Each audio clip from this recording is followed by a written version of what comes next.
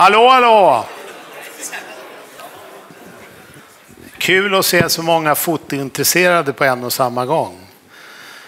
Hjärtligt välkomna till det här seminariet som ska handla om konsten att filmfotografera. Jag heter Ramon Reismüller och jobbar till vardags här på Filminstitutet med biografrelaterade frågor, men är en av arrangörerna bakom det här seminariet. Jag gillar schyssta bilder med kvalitet uppe på den stora duken. Bra filmfoto är naturligtvis helt avgörande för en films liv.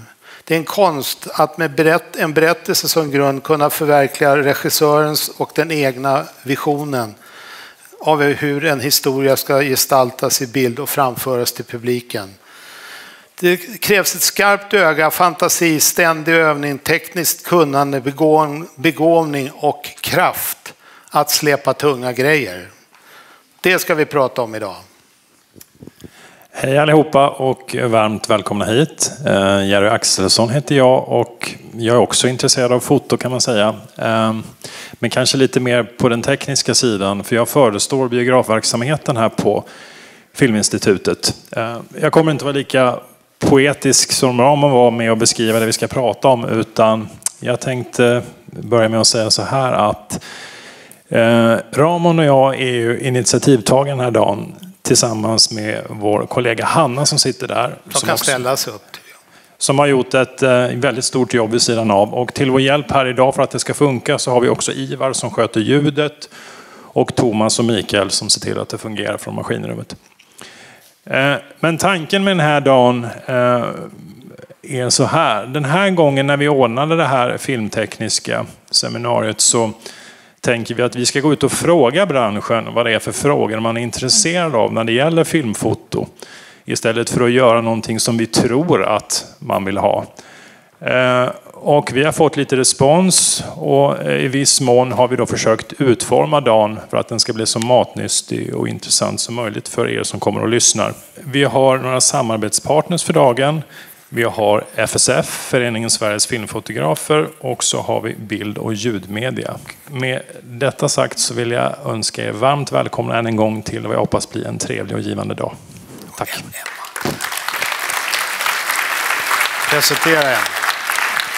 Och nu lämnar jag över till vår härliga moderator Emma Grejmunte. Ja, jag heter alltså Emma Grejmunte. Jag kommer att guida er genom den här dagen, presentera de olika punkterna, hålla i flera av samtalen. Och ni som sitter här inne, ni är ju filmfotografer, ni är regissörer, producenter, allmänt intresserade filmarbetare av olika slag. Och tanken med en sån här dag är att ni ska ha utbyte av varandra. Så att mot slutet på varje punkt, eller de flesta av punkterna, kommer det finnas tillfälle att ställa frågor och kanske egna funderingar, men håll er gärna kort. Det kommer också finnas mot slutet av dagen en uppsamlande paneldiskussion där ni kan liksom ta upp vad ni har lärt er under dagen eller tankar som har kommit. Så att vi håller på här inne till klockan 6. I mitten någonstans finns det paus för macka och kaffe. Och schemat hade ni där tidigare så att ni har koll på alla tider. Och det här samtalet kommer också filmas som ni ser. Så att när ni ställer frågor kommer vi ha mickar ute i publiken så att ni kan ställa frågorna på så sätt. Och det är viktigt att ni väntar för att ljudet också ska komma med. Eller hur? Bra, då presenterar jag dagens första punkt. Sophia Olsson, välkommen fram hit.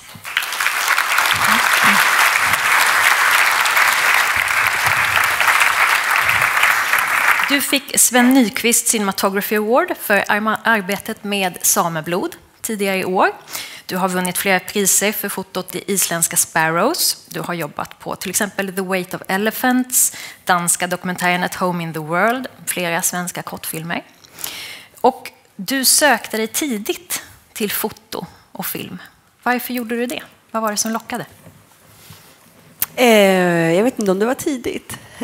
Faktiskt. Därför att fotot för min del som jag sökte mig till, stillbildsfoto först och främst, det var ju när jag gick i gymnasiet. Just det, det är väl ganska tidigt. Det kanske är tidigt. Ja, jag tänker bara idag så är det ju det är antagligen sent. Okay. Men ja, det kanske det är. Och det var när jag gick i gymnasiet, så var det bara helt enkelt en kurs som jag hade gick vid sidan om. Och det var bara för att jag hade haft en nyfikenhet på stillbildsfoto, och så var det en kompis till mig som började studera på Kulturama, och då vågade även jag pröva. Och då blev jag fast, helt enkelt. Och efter det så blev det liksom, efter gymnasiet blev det stillbildsfoto som jag studerade, som sen senare då gick över till film. Och du har tagit dig lite snåriga vägar till där du är idag. Du började, när det kommer till film, började med regilinjen på Filmhögskolan. I Göteborg, ja precis. Det är väl det där med när man börjar göra film, så är det ju ofta i alla fall att den gör sina egna filmer eller tillsammans med andra, och man har alla funktioner och får prova på allting. Och då har det för mig, så låg det alltså väldigt mycket mellan filmfoto och regi. Jag tycker om hela processen i filmarbetet. Jag är väldigt intresserad av hela processen. Men jag har ändå alltid legat lite åt filmfotohållet. Men så blev det regin också, och så sökte jag till Göteborg Filmhögskola, och sen så kom jag in, och så gick jag där i 3 år. Men det var ju aldrig helt rätt.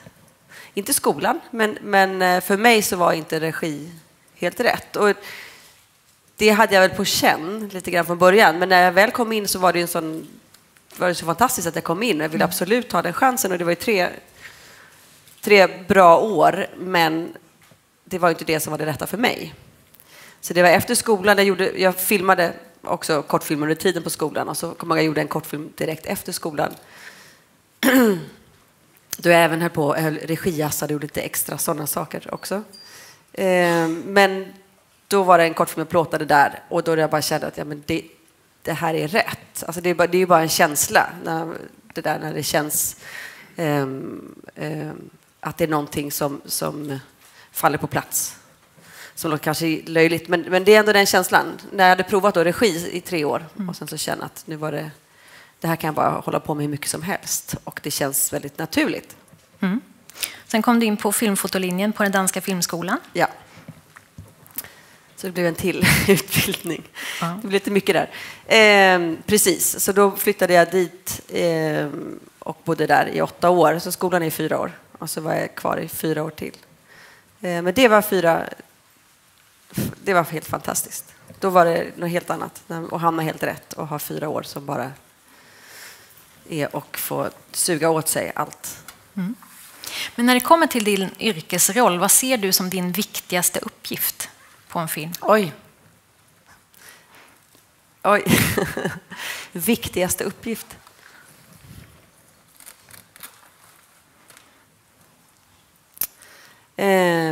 Kreativ samarbetspartner till regissören. I att uttrycka filmens historia, tema och ton rent visuellt. Och få det hela och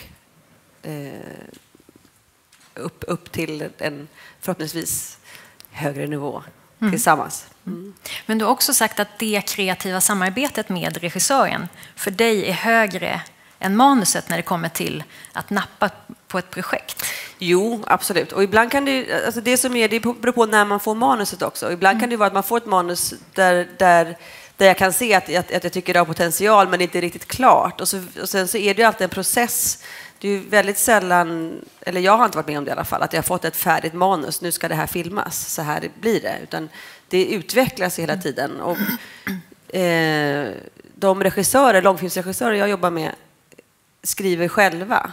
Så att det är också så lätt för dem att ändra. För det är bara för dem själva att ändra. Eller lätt är det ju inte. Det är väl en process såklart att ändra. Men det jag menar är att då är det någonting som även det kan arbetas vidare med. Eftersom jag kommer ju in, för det mesta i alla fall, i en tidigare fas. Men så det är det jag menar. Det är självklart så det är absolut regissören som är den viktiga personen. Men om man då tänker på de regissörer och producenter som sitter här inne, Vad skulle du säga man har för fördelar av att ta in sin filmfotograf tidigare i processen? Alltså jag tror ju generellt att det är en fördel att få in många A-funktioner tidigt. Men jag vet ju att det är svårt också. Och det är också svårt för produktionen och regissören att kunna hålla folk också. Men det är ju samma sak som för en fotograf eller som en scenograf eller klippare. Eller, att det är bra att komma in tidigt och kunna ha ett samarbete, kunna ha en dialog under resans gång eller inspiration. Om det är manus så kan det vara att man kanske pratar där och spårar varandra i det eller diskuterar kring. Det kan vara faktiskt alla möjliga detaljer som gör att man då successivt jobbar ihop sig och sen tillsammans hittar uttrycket eller inspireras utan att det behöver vara att nu går förproduktionen igång och nu ska vi hitta uttrycket. Boom. Mm. Och när du då kommer till ett projekt, oavsett när det är i historien, vad är det första du gör? Liksom, hur närmar du dig den här historien eller det här manuset? Det är ju olika projekt. Och det är olika vilken tidpunkt jag kommer in i det. Men det är, oftast så finns det ju ett manus. Även om det kanske är en tidig draft. Men så finns det ett manus. Så ofta är det att läsa manus utöver då att jag såklart har träffat regissören och pratat med den om projektet och läst manus. Men alltså då är det bara att läsa manus och försöka hitta och förstå och jag gör markeringar och sånt mest när det gäller historien. Inte så mycket tekniskt. Ibland kan det vara att det dyker upp bilder som det här skulle man kunna göra si eller så. Men för min del så är det inte det som är det första. Det kan komma senare. Ibland kommer det upp det, ibland kommer det inte alls upp. Men framförallt så är det att kunna ha den dialogen sen med regissören och prata igenom manuset. Frågor jag har, funderingar. Det kanske är någonting som undrar, men vad är det här? Varför är det så? Jag förstår inte. Det blir ju, alltså, eller någonting, okej, vad betyder det här? Ja, men den ska vara på det. Jaha, okej. Alltså att kunna jobba med in i manuset och sen kunna ha en dialog med regissören runt manus, runt uppbyggningar eller ibland kan det kanske vara en location, att man skulle kunna vara där istället eller skulle man. Men framförallt så är det att kunna jobba med in i manus och få ett hum av hela strukturen och kanske tänka på själv på om jag kommer tänka på någon fotograf eller kommer tankar om hur vi ska arbeta visuellt så kan man prata om det. Men som sagt, för mig så kommer det ibland mycket senare efter att vi har haft våra samtal och jobbar ihop oss utifrån det. Ja. Mm. Men känner du generellt att regissörer har det språket som behövs för att förmedla det de är ute efter? Brukar det vara svårt? Blir det mycket referenser till andra filmer eller bilder? Eller? Det är väl olika hur erfarna regissörerna är ofta. Och sen så är det ju en del som är mer fokuserade på, någon kanske mer fokuserad på skådespeleri eller manus eller foto. Men det kan också vara att de är mer oerfarna och inte riktigt vet hur man ska hantera det.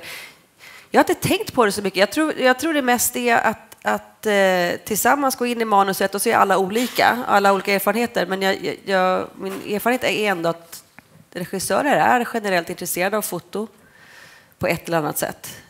Och sen så hittar vi vår ingång till hur vi ska tackla det. Och så får jag liksom förstå och tolka varje regissör. Var de kommer ifrån och hur de vill attackera saker också. För det är också så otroligt olika. Hur de vill jobba med en scen. Är det så att de vill kunna ha friare och improvisera eller är det så att de blir stressade av det och snarare vill ha fasta bilder så att de vet vad som händer. Så det gäller att liksom jobba in sig på det och förstå och samtidigt kanske kunna säga att men här tror jag kanske inte vi ska vara fasta, vi kanske faktiskt ska ha en rörelse för jag tror det tillför mer i känslan till nästa scen eller alltså, vad det nu kan vara för någonting. Mm. Och hur ger man då under inspelningen dig de bästa förutsättningarna för att du ska kunna göra ditt jobb så bra som möjligt? Som ett tips till de som sitter här inne. Alltså, Det där är jättesvårt att säga, för det handlar inte om att ge mig förutsättningar, utan det handlar ju snarare om att vi har arbetat, att vi har arbetat innan och verkligen förberett och planerat. Att vi har haft möjlighet till att göra ett bra förarbete helt enkelt. Och med ett bra förarbete så menar jag ju då att i den bästa av världar att man har locations har kunnat välja dem, har kunnat vara där och planera på plats, vilket ger oerhört mycket. I vissa fall kan man till och med ha varit så att man har kunnat vara där med skådisar och repetera. Det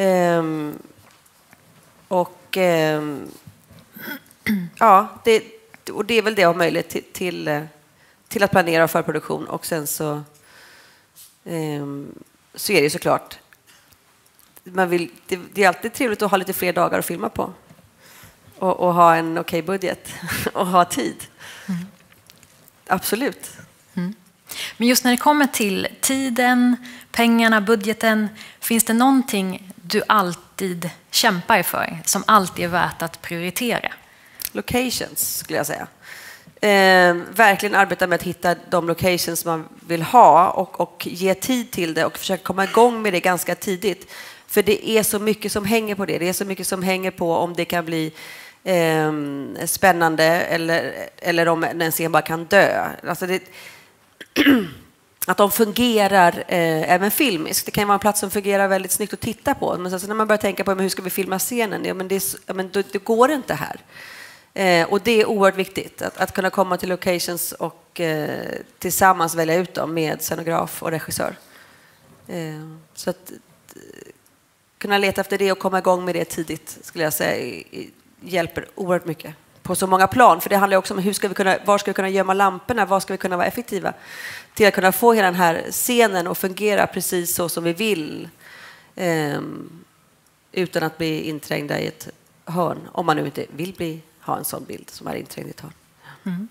Och en av filmfotografens uppgifter är ju också att skapa ett slags utrymme för regissören och skådespelare att göra sitt jobb så bra som möjligt. Har du någon slags knep när det gäller det där? Har du någonting som du har lärt dig att man inte ska göra? Något sätt man inte ska hantera skådespelare eller regissörer? Igen så är ju alla så olika. Alltså jag tror alltid man får känna att det handlar om att känna av och att känna lära känna och våga lära känna. Och därför är det enda som jag kan säga som jag kan gå på är min intuition. Och sen kanske vet inte jag om den alltid är rätt eller inte, men det är ju bara att lyssna och vara öppen till regissör och till skådespelare och till alla funktioner i stort sett.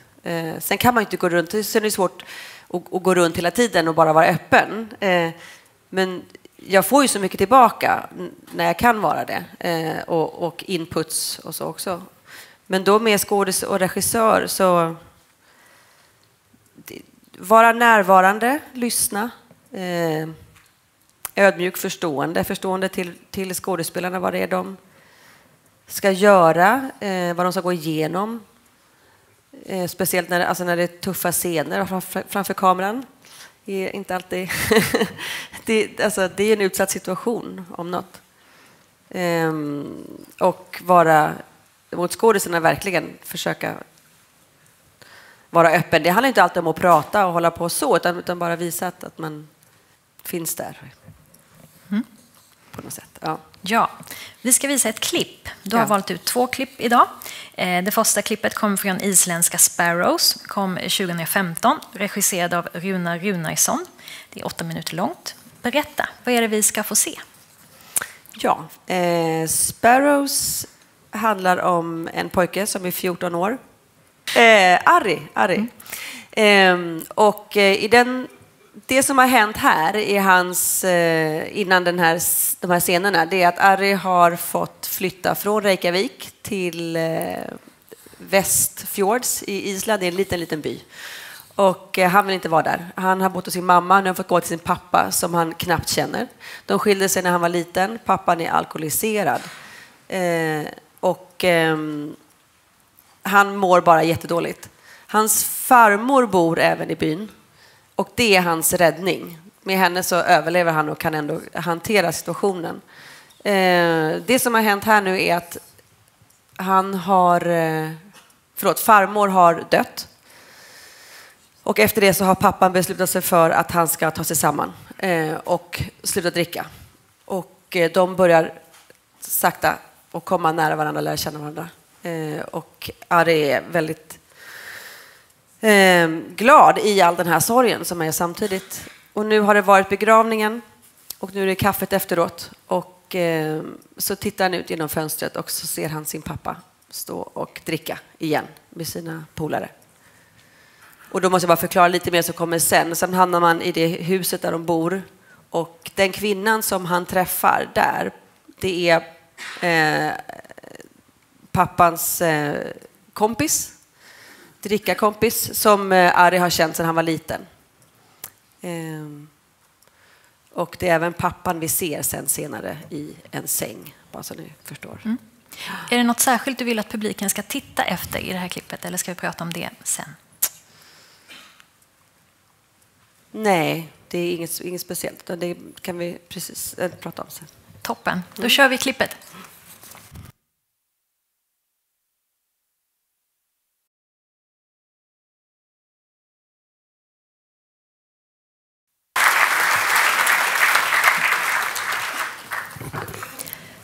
Trevlig start. Ja, berätta lite om de kreativa valen ni gjorde, i synnerhet i den här scenen och i filmen i allmänhet. Hur kom ni fram till filmens språk? Ja, alltså man tar den här övergreppsscenen, tänker på framför allt.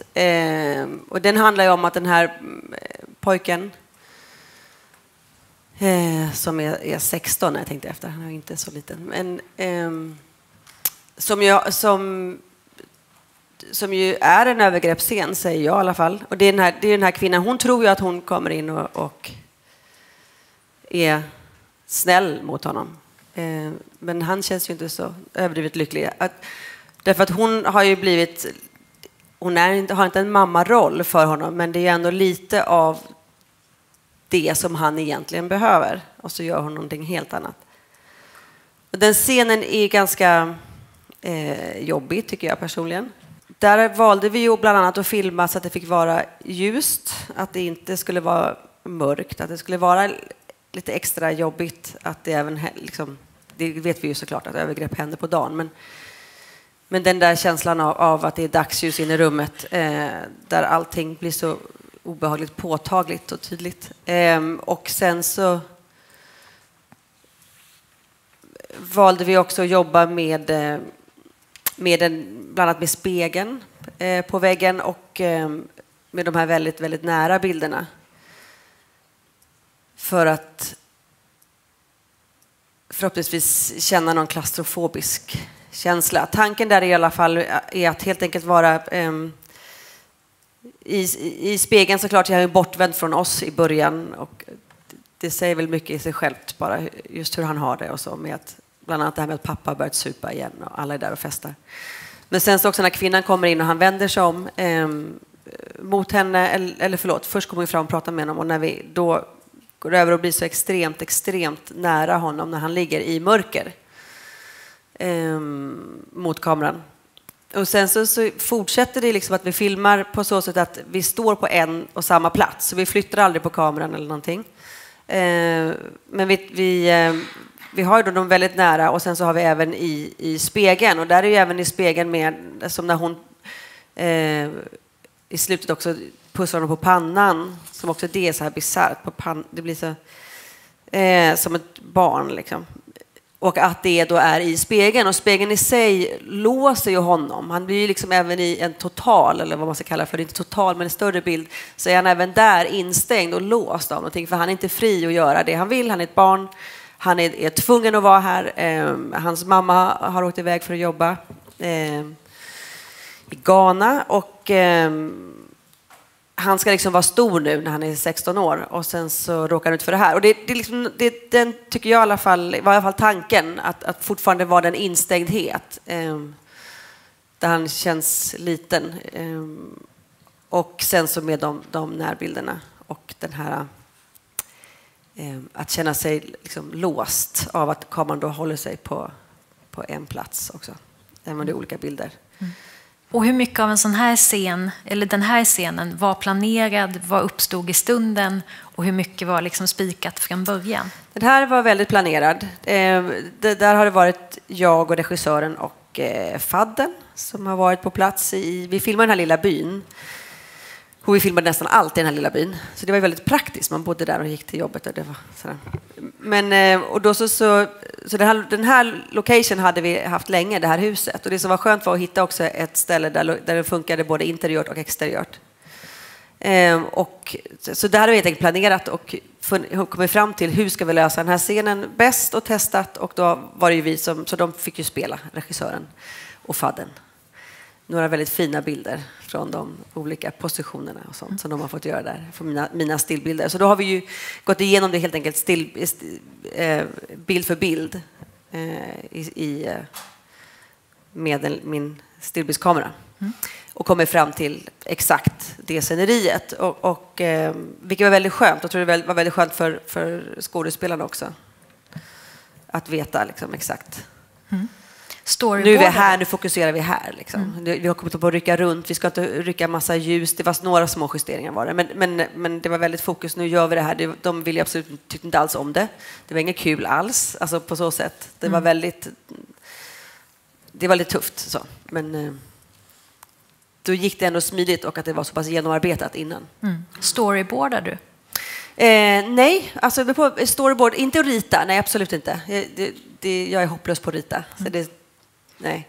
Men till exempel med Runa, den här regissören, då tar vi väldigt mycket stillbilder och försöker liksom hinna igenom nästan varje scen. Och då har jag väldigt många bilder på Runa i olika situationer och positioner och sånt där. Och där kan det vara liksom in i detalj. Och det är för att där igen, det är med olika regissörer också där vi tillsammans hittar språket, och det ska ju funka för oss båda två såklart, men framför allt ska det ju funka för regissören. Och där är det ju, Runar vill gärna veta vad det är man ska göra. Det är som att det verkligen ska vara intränat. Sen kan det vara i alla fall det där att man har sagt någonting och så märker man ändå att nej, men idag funkar inte det här. Vi får tänka om och så tänker vi om. Absolut. Det händer ju alltid saker. Det är alltid någonting som kommer och stör på en inspelning liksom, i det man har planerat så att säga. Men på det sättet där så blir det väldigt strukturerat på det sättet. Och så shortlist när jag jobbar med Runar. Vi ska titta på ett klipp till. Amanda Chanels Sameblod hade svensk premiär tidigare i år. Berätta, vad är det vi ska få se? Här ska vi se, det är huvudrollen som heter Elle Marja, 14 år, same, utspelar sig på 30-talet. Och hon går i skola, får bara prata svenska i skolan. Hon får inte prata samiska. Hon är väldigt duktig i skolan och vill gärna bli lärarinna. Men hon har precis fått veta att det kan hon inte. För som same så får man inte det. Man får inte plugga vidare. Man får plugga till en viss nivå och sen så måste man tillbaka och jobba med renarna. Och hon vill ju plugga på universitetet. Så att nu har hon helt enkelt tagit beslutet att dra. Hon ska dra från Västerbotten filmar vi, jag vet inte vad det. Men då måste hon ha pengar. Så att hon konfronterar sin lilla syster i det vi ser nu med att få hennes silverbälte så hon kan ha råd att åka till Uppsala. Så Uppsala är ju hennes dröm. Så det är det som är det hon har pratat om hela tiden. Det är att åka till Uppsala. Hennes lärarinna som är hennes idol är från Uppsala och har studerat där. Och så ska jag bara tillägga att de fick ju höra då, alltså samerna fick ju höra det här att genom forskning så är ju inte de så smarta. Genom forskning så kan de inte studera, det är inte bra för dem och så vidare. Och så vidare. Så det är det här de har fått lära sig och fått höra hela tiden att de är dumma i huvudet och allt sånt där. Så kan vara bra att veta till första scenen. Vi tittar.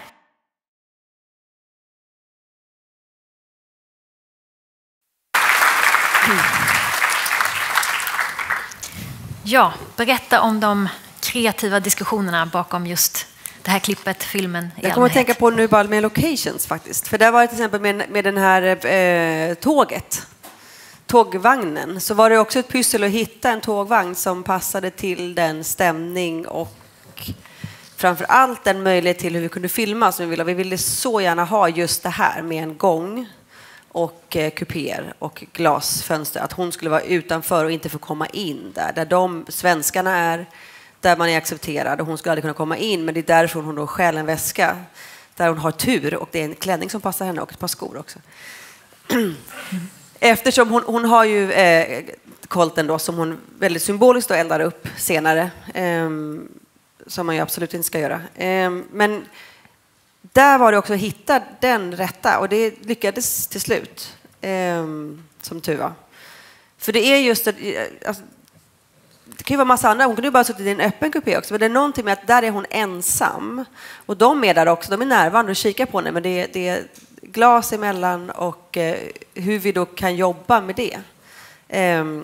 Och med att de faktiskt även öppnar upp den. Alltså, nu kan man ju gå in och hålla på och symbolisera hur mycket som helst. Men jag tror ändå att det bidrar till den också av hennes ensamhet och utanförskap där lite. Så den var väldigt glada för att kunna jobba med och se henne i reflektionen nästan hos svenskarna men ändå inte. Och så. Apropå locations. Vad hade ni för diskussioner kring tempot? Kamerans olika sätt att röra på sig? Alltså vi hade ju första, om man bara går igenom hela, så det första delen är den här diskussionen som de bråkar med syran, där det är väldigt, väldigt täta bilder och ganska mörka och handhållna. Och lite sådär småroddig. Och sen så är det när hon drar därifrån, som ju är steady, Nestor. Och sen så kommer vi på tåget, alltså som har den här en mjukare rörelse, och där man känner av lite liksom storheten i bakgrunden, det hon håller på att lämna. Och sen så är det när vi är i tåget, så är det ju en handhållen där det går väldigt fort, alltså där man bara dras in i det ganska tätt och från mörker till att hon ställer sig upp och stannar. Så, och där är väl liksom en rörelseidé som var tänkt så, och även där på just med att sen kunna ha steady på tåget och sen så att det blir stilla efter ett tag där när hon sen själv när hon stjäl kläderna. Men sen ser det också när de kommer fram till Uppsala och ser det såklart i den här gången där hon kommer gående, där går hon från mörker till ljus. För henne ser det att nu kommer ju allting ordna sig, vilket det ju såklart inte gör direkt i alla fall. Så att följa henne från mörker till ljus, och sen så är det även den andra bilden då vi backar med kameran, så är tanken i alla fall att där är en stor bild och så backar vi lite in i tunneln igen. Det är också lite av det där med att men det kanske inte, det är något hot som ändå ligger kvar där. Det är inte bara halleluja, allting öppnar sig och är fantastiskt. Utan att det liksom, vi kryper tillbaka in i tunneln lite medan hon är på väg ut i ljuset. Och sen efter det så är det såklart den här parken. Och den parken är ju också, där är det ju steady, för där ska ju känslan vara en väldigt svävande, flytande, nästan drömmaktig känsla. För nu har hon kommit fram dit, hon har längtat så mycket. Hon kan allting om Uppsala. Läser om det, alltså in i detalj, och kan den här parken och allting. Så att hon vill ju komma dit. Och det här är ju sån kontrast mot den miljö hon har vuxit upp i. Som är den vilda naturen. Och här är det liksom små pyramider, och därför hon går runt och skrattar till och med. Och där var det också att få en lite drömaktig känsla som städen ju kan göra väldigt fint i sådana sammanhang. Vi har tid för några snabba frågor. Har vi någon i publiken? Där har vi en fråga på flanken. Vänta, på micken.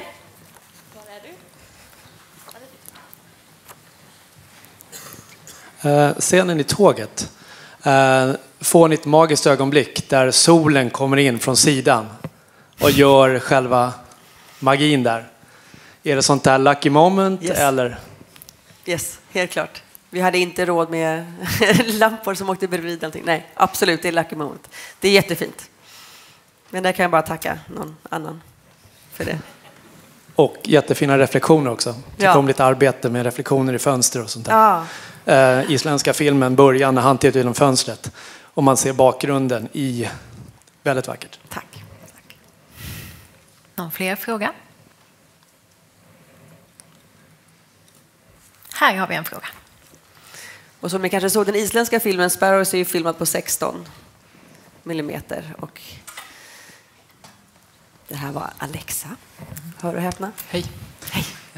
Jag tänkte på, var det planerat det här att det känns i Sameblod att där hon är i början så är det väldigt, det känns som att det är väldigt mer närbilder, och sen när hon kommer till Uppsala så känner jag mer vida bilder. Så det känns som att världen öppnas upp för henne, och ja, jag tyckte det var väldigt fint i alla fall. På det vi såg nu? Ja, precis. Ja, det känns som att hon är mer, alltså hennes värld är mindre i hennes hem liksom, och nu växer världen för henne. Precis. Ja.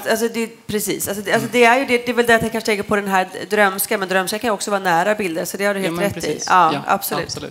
Och sen i den isländska filmen så tyckte jag det var fint med inramningen med alla dörrar och speglar och så vidare. Och är det någonting som ni utnyttjar ofta, liksom, du utnyttjar ofta när du filmar och sådär? Det gör jag ganska ofta, måste jag erkänna. Jag gör nog ännu mer med Runar, regissören, tror jag. Och det kan också, alltså i det här fallet till exempel med huvudrollen i Sparrows, är just att han även är instängd. Alltså att det är den lilla känslan också på något sätt, att han inte har, det är inte de här öppna, fria bilderna, utan det är alltid någonting som kommer in och begränsar honom. Som inte han riktigt kan påverka, för han är fortfarande ett barn. Han kan ju såklart göra någonting, men det är i alla fall svårt för honom att påverka, just för att han är ett barn och måste bo hos sin pappa. Precis. Så det är helt rätt, absolut. Jättefint. Tack. Och där måste vi hoppa över till nästa punkt, men vi har ju paneldiskussionen senare idag där man också kan få tillfälle att ställa de frågor man inte hann med nu. Så tack så hemskt mycket. Ja. Tack.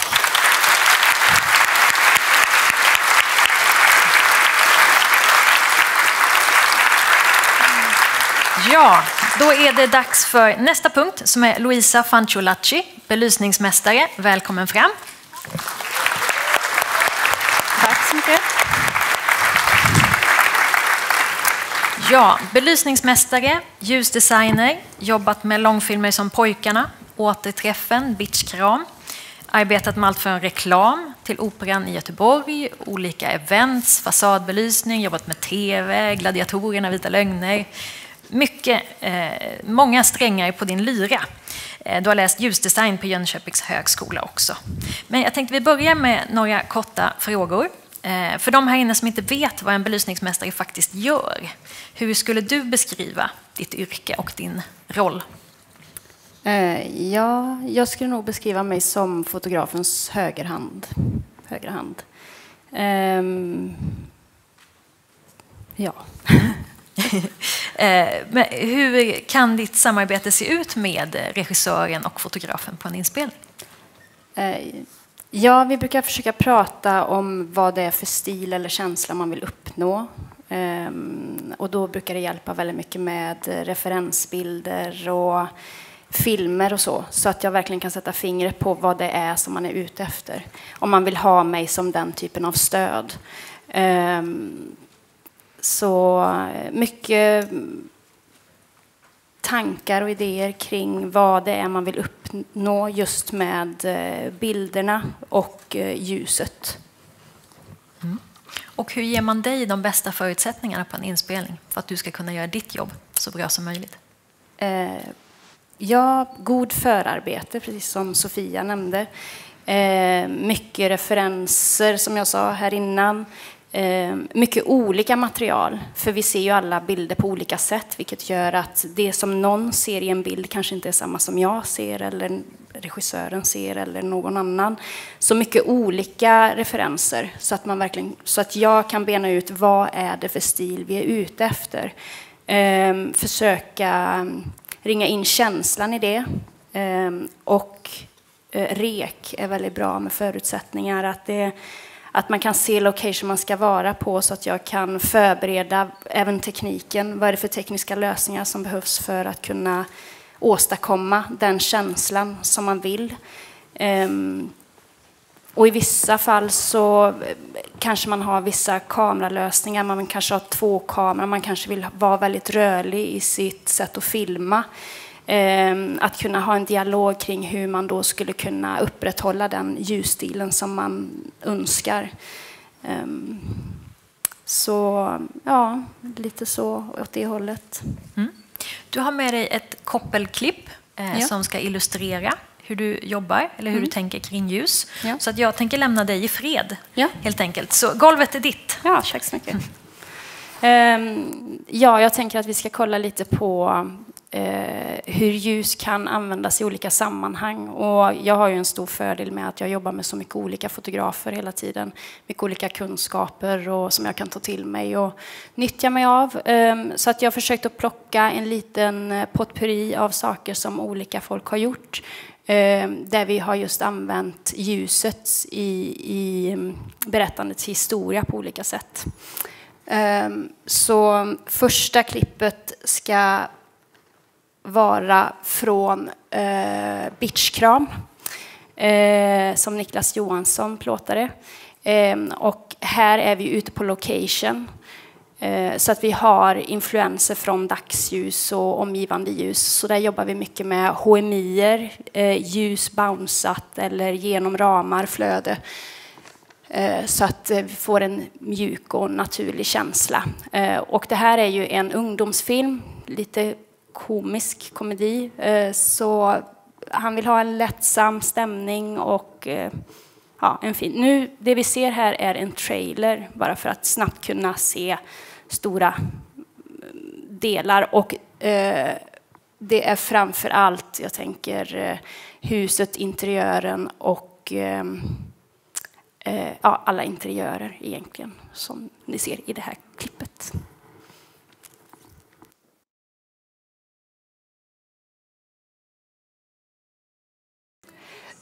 Så i det här klippet som vi såg i flygplatsen där hon kommer, där använder vi bland annat xenonljus för att få den ljusintensiteten som vi behövde. Så vi jobbar med allt ifrån 6 kilowatts lampor, 4 kilowatts lampor ner till LED-paneler. Och i den, där vi är på hennes vindsvåning så jobbar vi med dedosar. Så att det här var lite mer för att se när det är just komedi så är det här ett sätt att jobba på. Så nu så skulle jag vilja visa en trailer som är för en skräckfilm som heter Dark Touch som John Conroy har plåtat. Irländsk film. Och här jobbar vi då mycket med färgfilter, kontraster, skuggor. Och så är det mycket som utspelar sig på kvällen som vi kan se. Och klippet eller trailern som vi kommer se kommer bland annat se sekvenser ifrån Kissy, tror jag hon heter, som spelar huvudrollen. Hennes hemmamiljö. Och då är vi i studio. Så hemmamiljön och även miljön där de sitter med dockorna, det är studiofilmat enbart. Så där är vi väldigt i en kontrollerad miljö. Så där behöver vi inte tänka på yttre influenser som dagsljus och annat som stör. Utan där använder vi oss av tungstenbaserad belysning framför allt. Så vi har på kvällsscenerna så har vi blondisar och vi har kinos. Och sen så jobbar vi med egna gjorda lanterner. Han gillar väldigt mycket vanliga risbollar som vi byggde ihop. Så vi hade väldigt mycket förarbetestid för detta.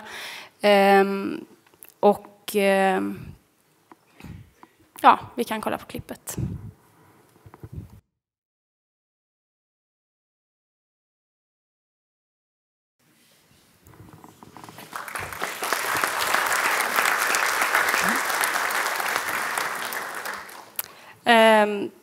Så det är helt olika uttryck, vilket skräck och thriller och så ger lite mer utrymme för. Det är en större tolerans för att just kunna jobba med till exempel färgfilter som vi gjorde i det här sammanhanget. John var också väldigt duktig på att låta mörkret vara en stor del av bilderna. Så det var väldigt roligt att få jobba med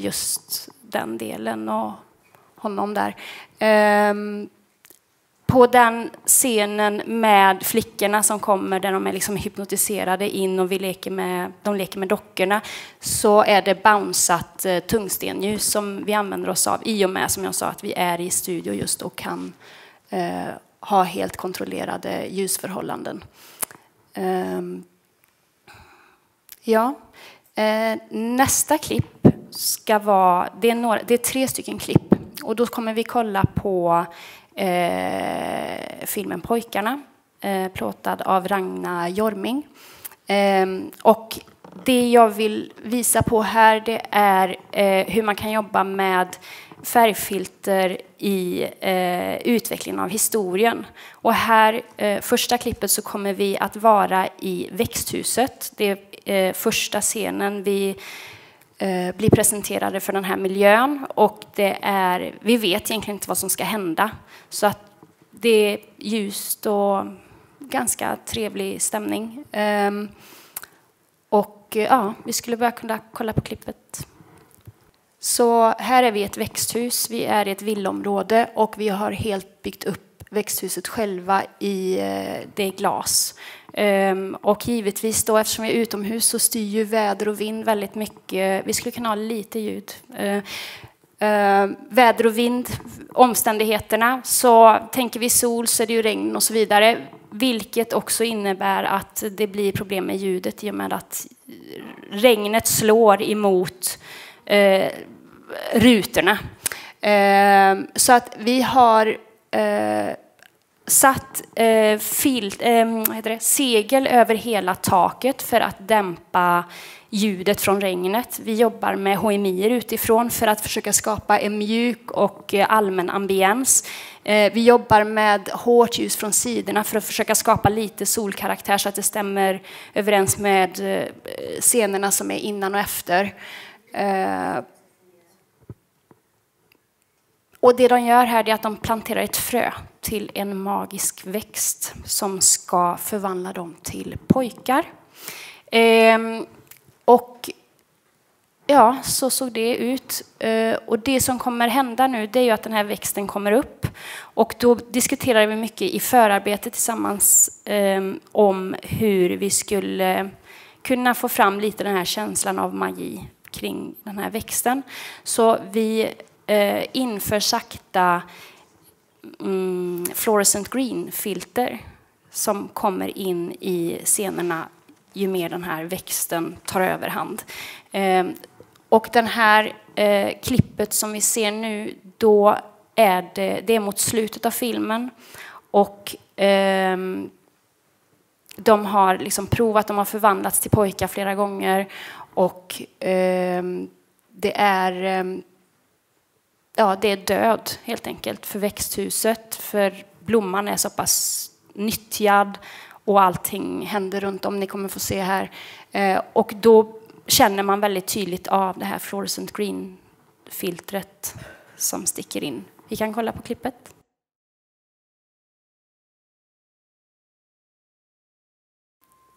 Och nyansen på filtret styrs ju givetvis också vilken vitbalans man väljer eller vilken grading man har sedan.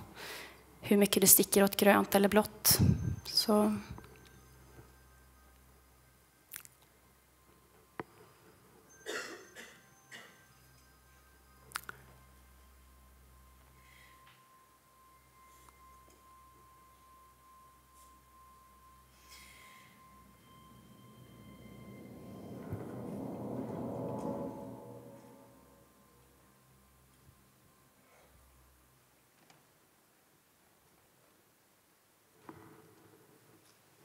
Ja, det är korta klipp.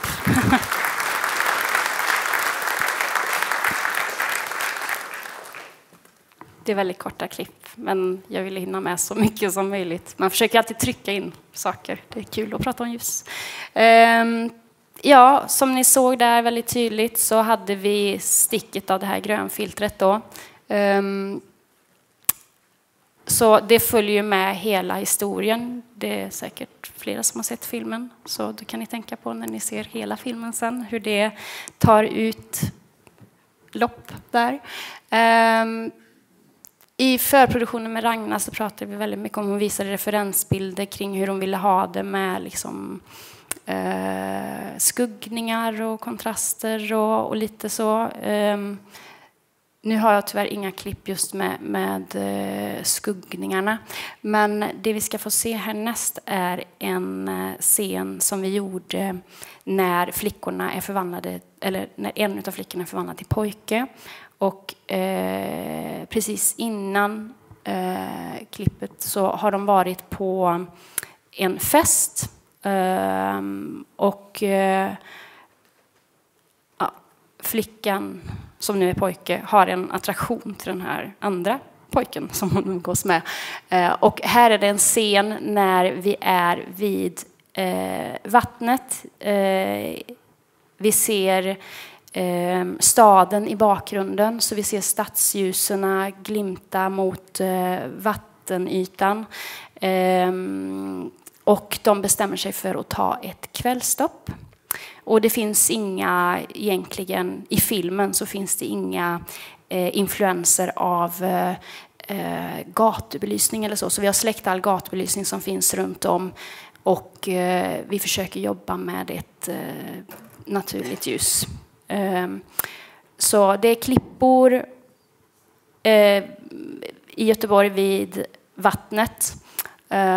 Och vi kommer in i klippet när de dyker ner i vattnet. Så det är det vi ser nu.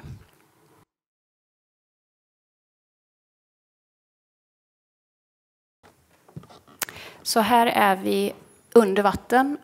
Och den här scenen filmar vi inne på ett badhus. Och eftersom vi vill vara ute i kanalen eller i en riktig sjö eller så har vi valt att mörklägga hela poolen eller hela sidorna och botten för att inte ha någon typ av ambiens runt om. Vi har belyst med segel ovanifrån för att försöka göra ett så mjukt ljus som möjligt, och sen har vi någon hård karaktär för att göra en kant. Så här ljussätter vi med en 6 kilowatts lampa på ungefär 30 meters håll. Valet av vinkel är väldigt begränsat med tanke på att vi är liksom på klipp i landskap och det är vatten som styr. Här har vi använt oss av en 575 och genom väldigt många diffusionsramar. Så att vi har 2 diffusionsramar och sen ett stort 360 segel som är väldigt nära placerad pojkarna just för att få den här mjuka karaktären. Sen är de ju blöta, så då blir det lite kraftigare reflektioner just för vatten plockar ju upp ljus på ett annat sätt. Så där var utmaningen också att vi filmade på kvällen då, och vi hade omgivande ljus att förhålla oss till som skymning och soluppgång, och ja, det var barnskådisar, väldigt duktigt gjort av dem. Så att vi försökte vara så snabba som möjligt i och med att de är i det här kalla vattnet och dyker. För de var också i vattnet på riktigt i kanalen, för att vi hade en sekvens när de kommer upp, som ni såg där, de kommer upp i vattnet och så kommer de upp. Så i det här fallet så är vi också lite extra personal för att kunna vara lite extra snabbjobbade, och terrängen kräver att vi behöver vara några fler på ljusavdelningen. Så i det här fallet så var vi nog 6 personer på ljusavdelningen totalt. Och vi fick dra ganska mycket långa kablar, kanske 300 meter eller liknande. För det gick inte att komma in till med lastbilar och generatorer och sådär. Ja, det var lite kring ljuset för långfilmer. Så att, nu tänkte jag gå över lite till hur jag tänker kring med ljus och olika hjälpredskap. Så för min del så tänker jag väldigt mycket kring det här med vad är det som påverkar ljuset i det stora hela.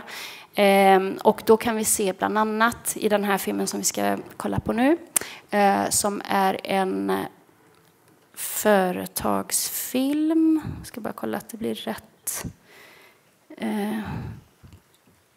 Som är en företagsfilm för Kasthall. Ja. Så att i den här företagsfilmen Kasthall så har vi diskussion med regissör och fotograf. Pratat om att vi vill ha en genuin känsla på miljöerna. Så vi är på företagets industrilokaler. Och för att få fram den här känslan som vi vill så jobbar vi med rök och motljus. Vi försöker lägga ljuset från lite mer sida för att få lite mer karaktär på sakerna och skapa lokalerna lite mer romantiserade. Jag kallar det industriromantik. Så vi kan kolla på klippet.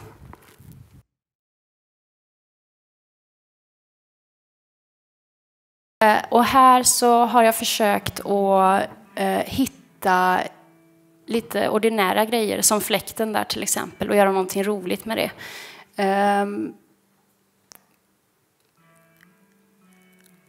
Och vi jobbar med rök och partiklar som från garn och mattor och så. Så ni kan se lite partiklar där i luften som gör att ljuset träder fram. Det är nästan som när man kommer in i en katedral, tänker jag. Så kan man nästan se hur dammet fäster i luften och man ser vilken väg ljuset har. Den här är regisserad av Erik Eger och plåtad av Mikael Pedersen. Och här jobbar vi med HMI och LED-paneler.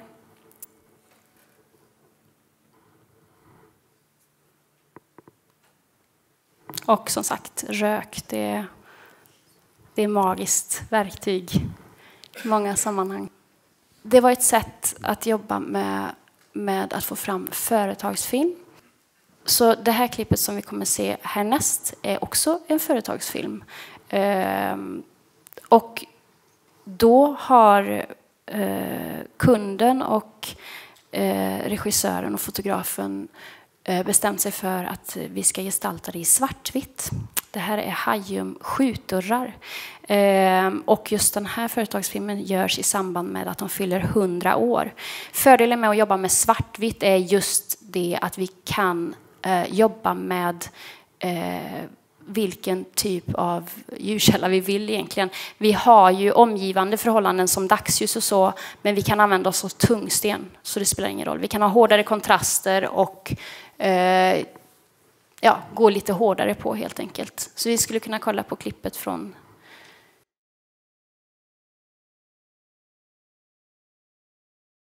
Ja, tiden går fort, så nu fick jag lite så här... Det är 5 minuter kvar och jag hade egentligen 3 klipp, men vi kollar här. Nästa klipp är bilreklam. Och det jag vill säga med bilreklam, det är ju att ljusets A och O, det är reflektioner. Det är vinklar och reflektioner mot material. Och bilreklam är just väldigt bra för det syftet. Så här kan vi se bilreklam för V60. Ja, S60 kanske. Ja. Och det är en klassisk bilreklamsljussättning. Så kan köra klippet.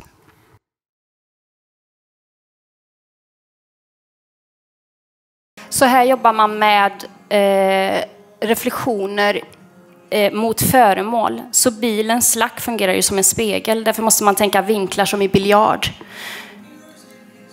Och det är det som framhäver formen i bilen.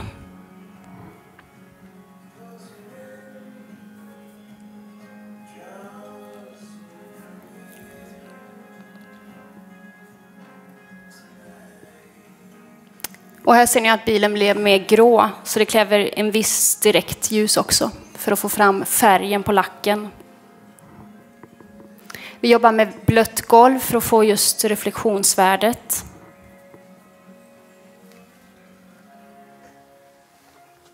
Och den här är ritad i efterhand, men jag gick faktiskt med en liten halogenlampa på en stav. Så målar de bort mig sen i efterhand, men för att få reflektionen i lacken på bilen som en referenspunkt.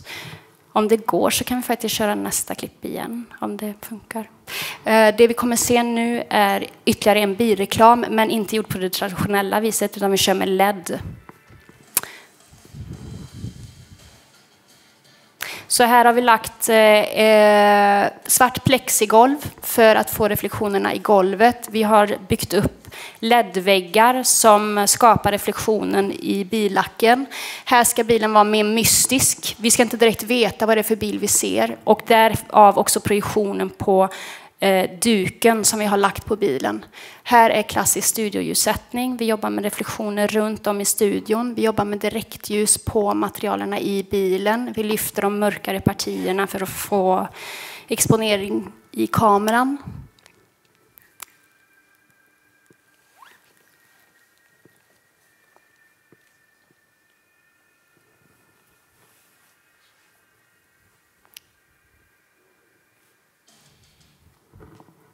Ja, hinner vi sista klippet? Precis. Ja, då hinner vi det sista klippet också. Och det är musikvideo. Och här är det egentligen, här kan man ju leka fritt. Så här jobbar vi med alla egentligen parametrar som jag har pratat om. Motljus, silhuettljussättning och undervattenljussättning. Ja, allt vi kan köra. Och en liten rörlig lampa också som jag står och kör. Här ska vara snygg artist.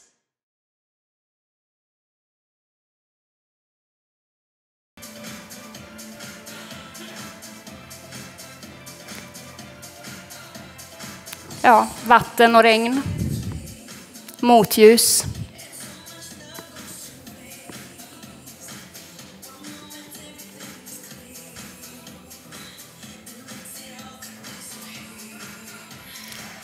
Det här är Hans Johansson som har plåtat. Och det är silhuettljussättning både bakom en skärm så vi ljusat igenom så hon träder fram i silhuett. Och silhuettljussättning i form av motljus så att hon är bakom som där, ser ni. Och här handlar det väldigt mycket i och med att det är ganska snabba, rörliga, man sprayar med kameran och försöker hitta vinklar, så är jag hela tiden med en liten dedolight och försöker lägga inslag in i linsen.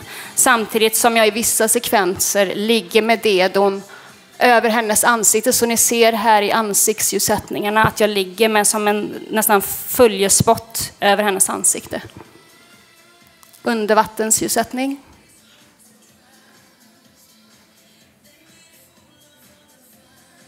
Och den här videon gjordes faktiskt 2 gånger för hon var inte nöjd med första resultatet. Så den här var lite mer i den stilen som hon ville ha. Lite mer Beyoncé var egentligen ledordet för filmen. Eller musikvideon.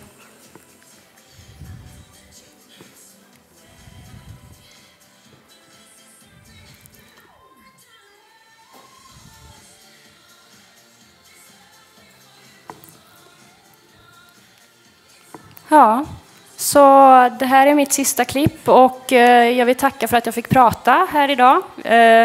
Det är ju väldigt mycket att få in på 30 minuter och jag vill ju givetvis prata mycket om ljus. Så att det var det här som ni fick av mig idag.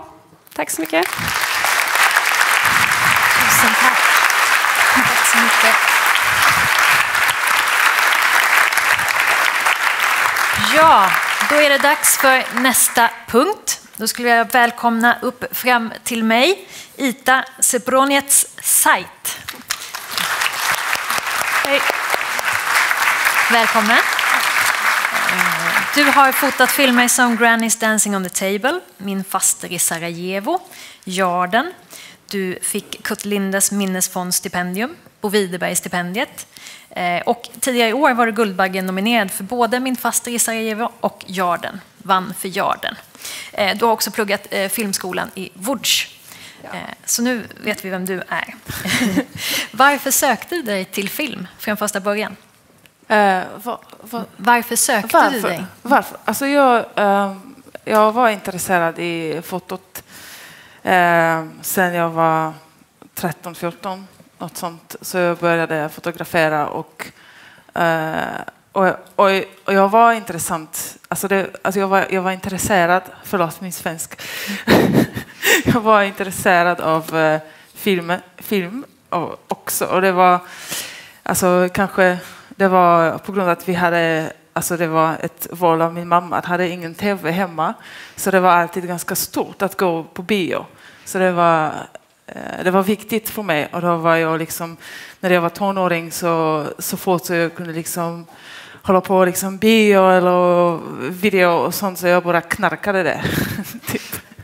Och så sen det var bara på något sätt, jag fotade mycket, och då det är typ naturligt koppling, att jag ville liksom att röra sig och liksom berätta lite mer komplicerat, på något lite mer komplicerat sätt, berätta lite mer med fotot. Ja. Vad ser du som din viktigaste roll eller uppgift på en filminspelning, på en film? Du menar liksom förlåt, jag måste bara få lite hjälp. Vad du tycker är viktigast, en filmfotografs viktigaste uppgift på en film? Ja. Såklart. Jag tror att kanske den första är liksom att förstår vad det liksom behövs, vad filmen behövs på något sätt. Det är den första. Och sen liksom att ta bra kreativa val och samarbete med regissör under liksom produktionen. Jag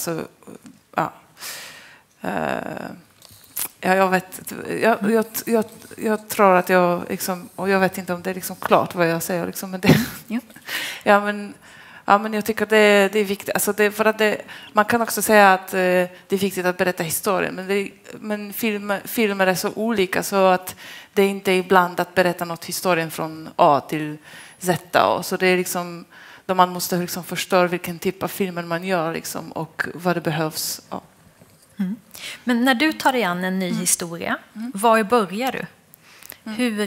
Hur läser du manuset, eller hur närmar du dig filmspråket?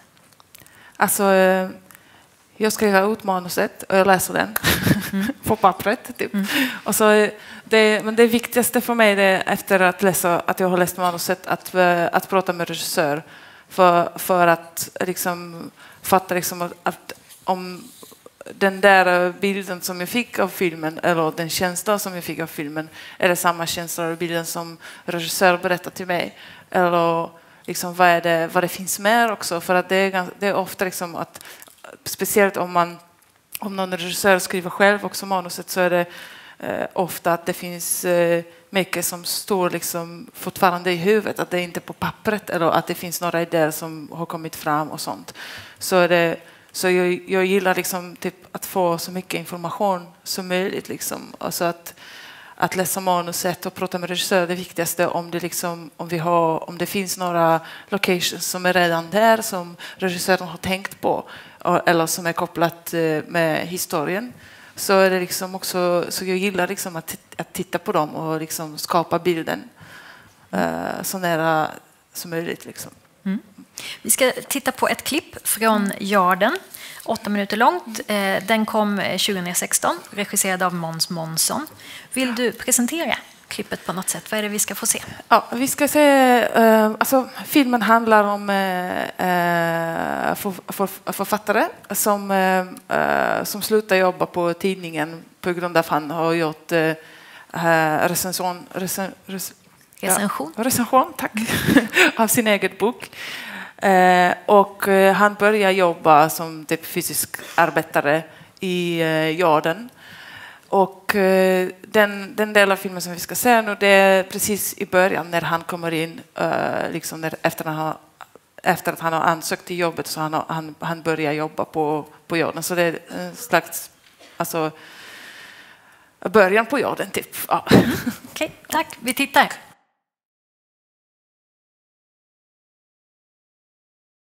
Berätta, vad hade ni för diskussioner kring de här scenerna, fotot i dem, filmen i allmänhet? Ja, alltså det är jag tror att den första ja.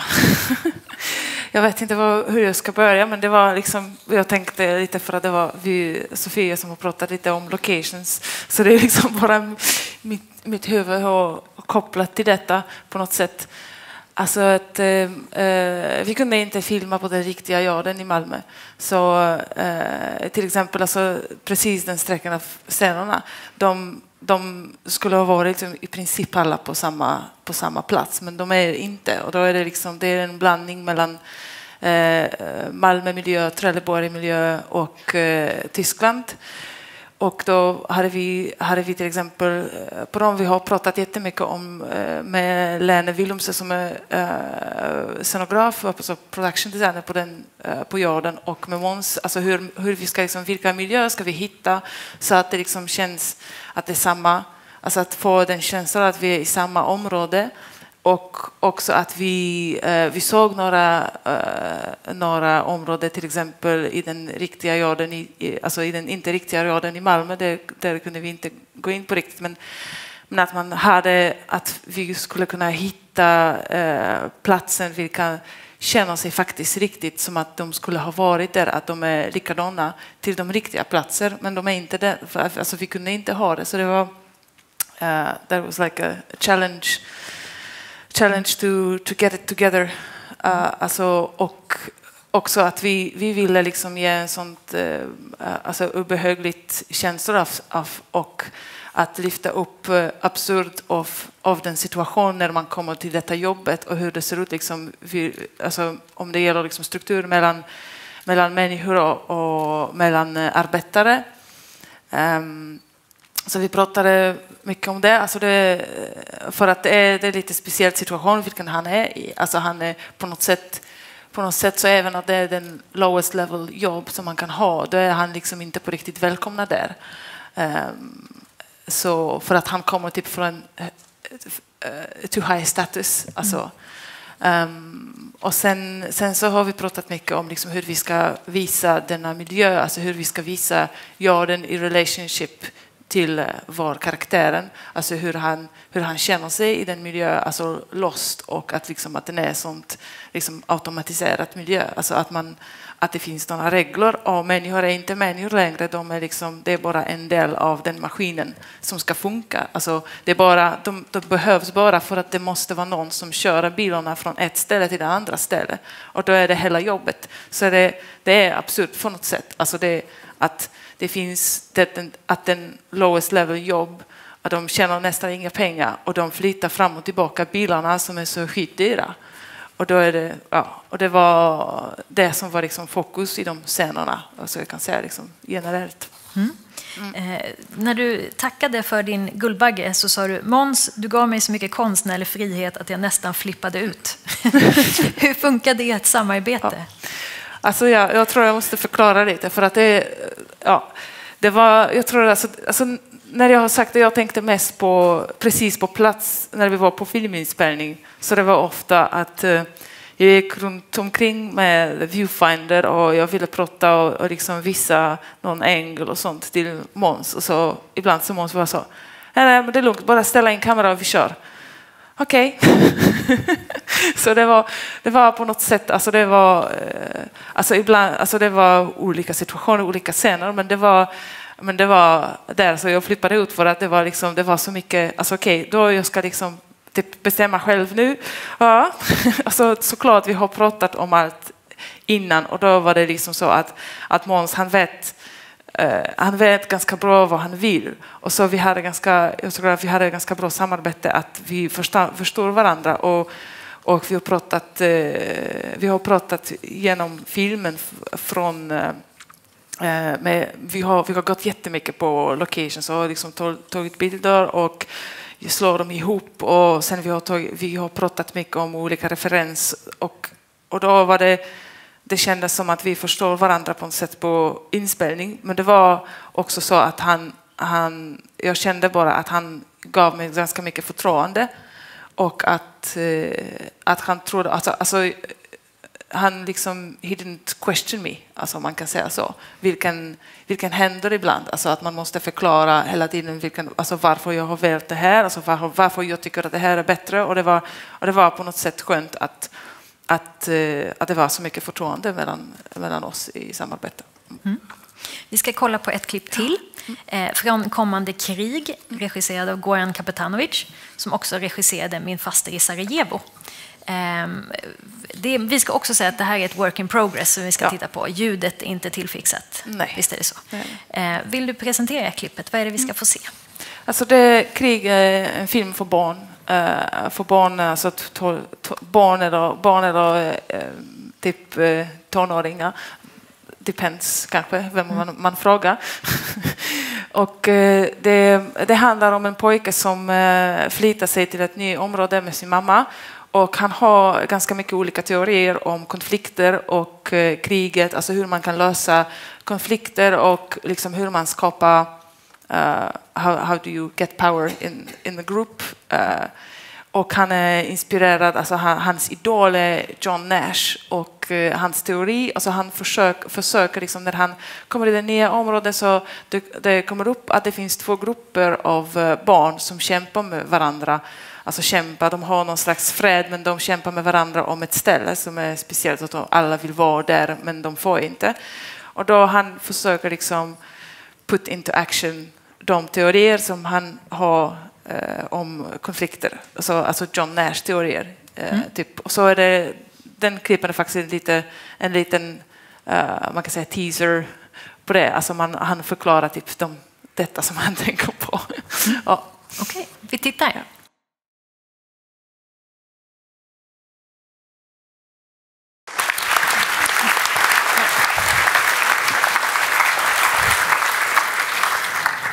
Ja, berätta. Vad var ni ute efter i fotot till den här scenen, filmen i allmänhet? Alltså filmen är ganska mycket, alltså man är ganska mycket i huvudet av den huvudkaraktären, Malte. Och då han pratar jättemycket och det är ganska mycket voiceover. Så vi försökte liksom illustrera på något spännande sätt vad han menar med sina teorier. Och ja, det var den punkten som var liksom den viktigaste i den här, liksom att ha liksom en bildspråk som också berättar, inte bara med ord. Men hur gjorde ni då för att visualisera hans fantasier och tankar? Och vad gjorde ni med manuset för att tweaka det så att det funkade?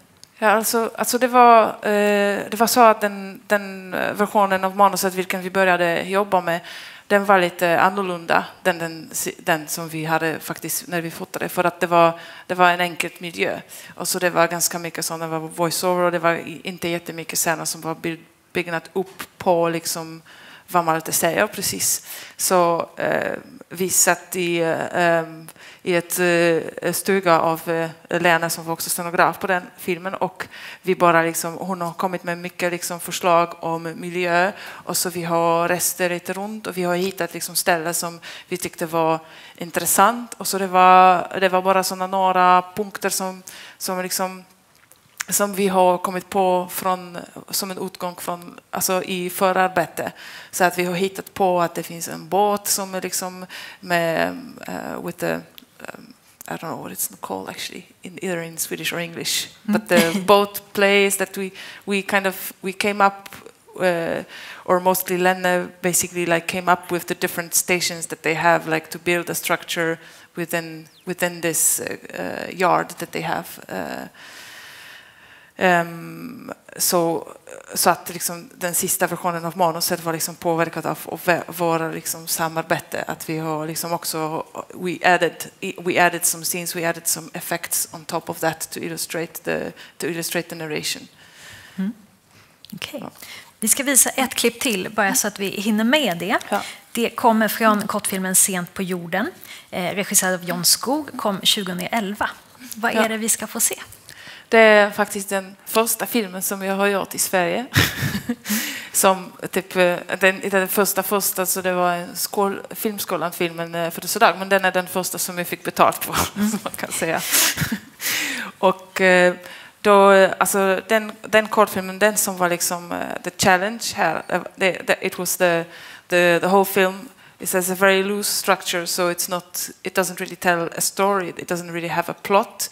It's more like it's moments, and everything happens in magic hour. And this is more or less, that's it, I think, vad jag ska säga. Ja. Okej, vi tittar.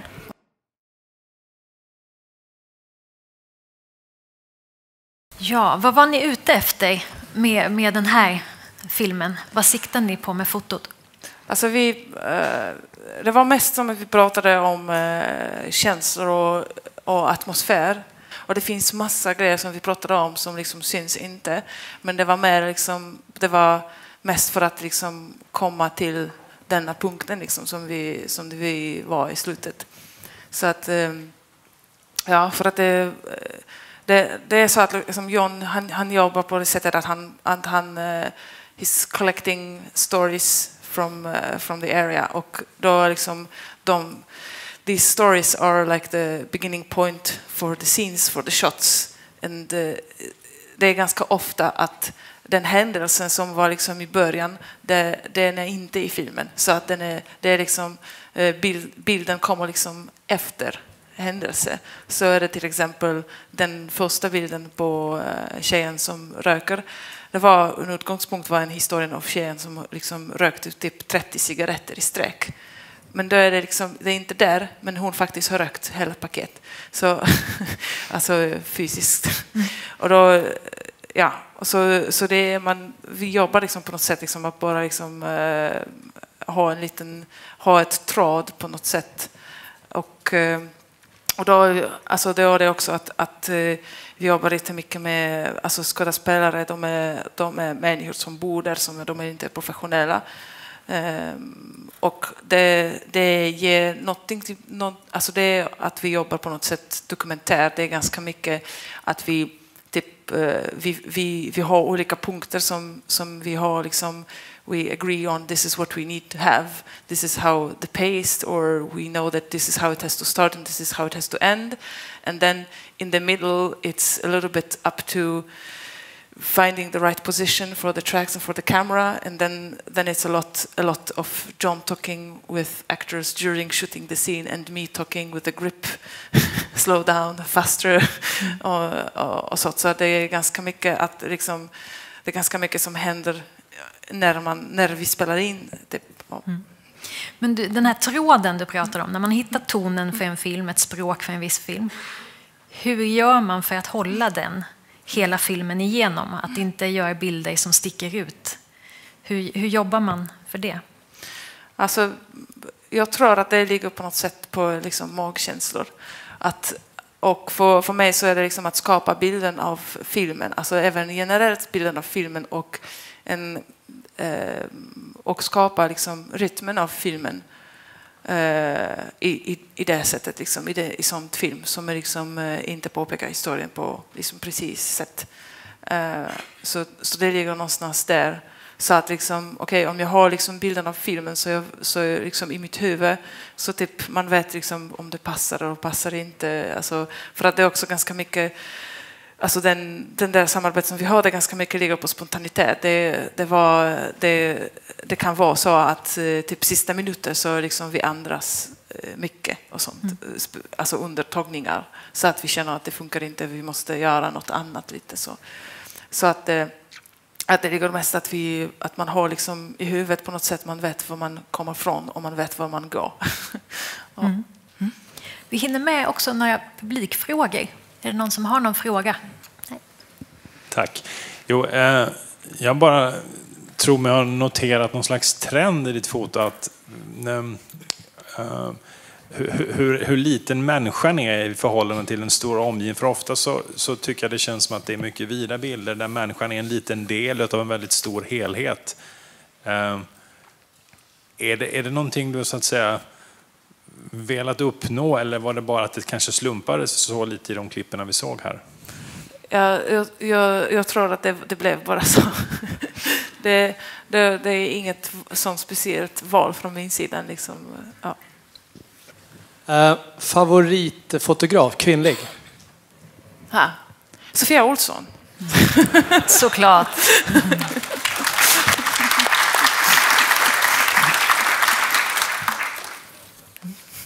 Men vi pratade med Sophia tidigare vad du har lärt dig att du kan kompromissa med och vad du kämpar för på en inspelning när det är ett pressad budget, pressat med tid. Vad kämpar du alltid för att få göra? Jag tror att det ändrar sig från projekt till projekt. Det är olika filmer som behöver olika... Och då är det också så att jag känner som att man måste välja sin, liksom, vad man kämpar på mest, liksom, på grund av också vad de andra kämpar på. Så till exempel om man vet liksom att till exempel scenograf kämpar jättemycket för miljö och för location och för set, då är det liksom jag kan kämpa på något annat, eller om man kan kämpa tillsammans för liksom, men jag tycker att det finns så mycket viktiga delar när man gör filmen, så är det liksom det mest att det är på grund av speciellt projekt och speciellt filmen att man liksom pratar igenom detta och man vet liksom vad är det som är viktigaste för att skapa den filmen som vi vill ha. Någon sista publikfråga? Där uppe har vi en. Hej. Jag tänkte första filmklippet vi fick se. Har du möjlighet att berätta lite grann om ni hade någon form av kameramanifest, val av linser och hur ni tänkte i större drag? Alltså vi filmade på Alexa studio med Cookies 4 set. Det var filmat i RAW och 24 frames per second. Och sen har vi, vad ska jag säga mer liksom, det var alltså vi har gjort många test, vi har gjort en test från i förproduktion, så vi ville gärna liksom filma på 35an, men det gick inte i slutet, så men det var på något sätt ett utgångspunkt för oss liksom att vara liksom så nära som möjligt, och därför vi väljer liksom att ha mjuka objektiv som är Cook, och då det var mest att jag tror att vi hade liksom 40 och 75an som de objektiv som gick typ mest på kamera, eller var de objektiv som var typ utgångspunkter för scenerna, och sen så var det mycket, så de tajta close-ups var på 180 och några mega wide shots de körde vi på 20 millimeter. Ja. Och sen så jag tycker att det också är ganska viktigt liksom att hålla ihop med efterarbetet. Då vi hade color grading i Aces med den, och då det var ganska skönt, för att det var ganska svårt med grading i den filmen, för att på grund av vita bilar och de orangea varselkläder. Alltså det var det var en killer tip. Alltså vi gick igenom varje bild med varselkläder, och då vi justerade, och det var svårt, för att när man tittar på dem efter några timmar, så man ser inte längre man ser inte skillnaden, alltså de är så starka, och vi ville inte liksom desaturate på dem, och så det ser ut inte så bra om man liksom lägga ner färgen, men då som den var liksom från början, det var liksom för starkt, och man ser inte skådespelare, man ser bara orange. så det var liksom det var svårt color grading process, om jag kan säga så, alltså att hitta balans, att hitta liksom bra vitt, och att hitta bra orange, och också att vi har ljuset att lite grönt punkter i vissa ställen, att kolla ihop den miljö, och så det var också något sånt som vi liksom gick igenom, att liksom hålla ihop detta i liksom in the color palett. Så, tack. Nu måste vi bryta. Ja. Men du kommer ju också att finnas med i panelen senare idag, så man kan ställa fler frågor. Tack så mycket.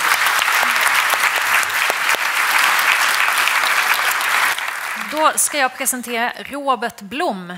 Välkommen. Numera kameratekniker på Ljud och Bildmedia. Jobbade tidigare som B-foto i 14 år. Ja. Och den här programpunkten heter Kamera och optik, helt enkelt. Du berättar vad som händer där ute. Ska försöka. Kör. Tack. Ska vi se. Få upp någon bild här. Där kom det. Hej. Vad härligt med så mycket folk. Ja, jag jobbar som sagt som kameratekniker på Ljud och Bildmedia. Har gjort det i 6-7 års tid vid det här laget. Innan det så var jag aktiv i branschen, så jag har från alla sidor. Jag ska ju till skillnad då från tidigare människor som har fotografer som har varit kreativa och pratat kreativa intressanta saker, så går jag lite in på det tekniska, och jag brukar vara bra på att prata hål i huvudet på folk sådär, men nu är det några fler så att det kanske går bra här.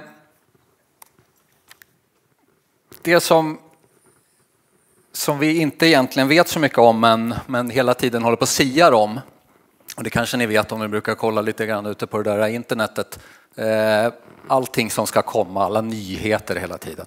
Det kommer ju nya saker som det ser ut i min värld i alla fall då, som uthyrare, så kommer det nya grejer ungefär var tredje vecka.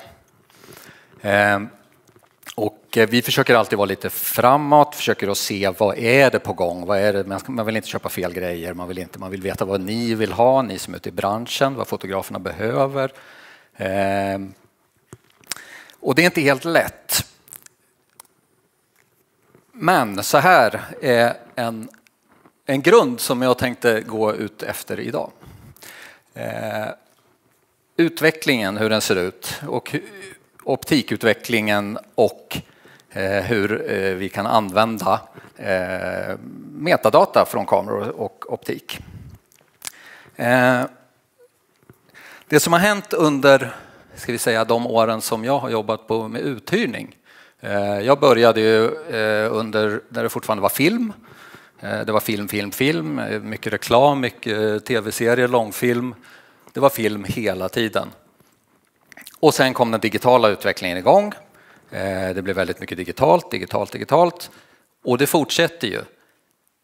Det som har hänt, den stora skiftet inom den perioden som jag tycker, är att det som tidigare var konsument och det som idag, eller som då var proffs, det har idag bakats ihop. Vi närmar oss varandra mycket mer. Konsumenterna filmar idag i 4K, och det gör även vi ute på inspelningsplats. Vi använder liknande filformat.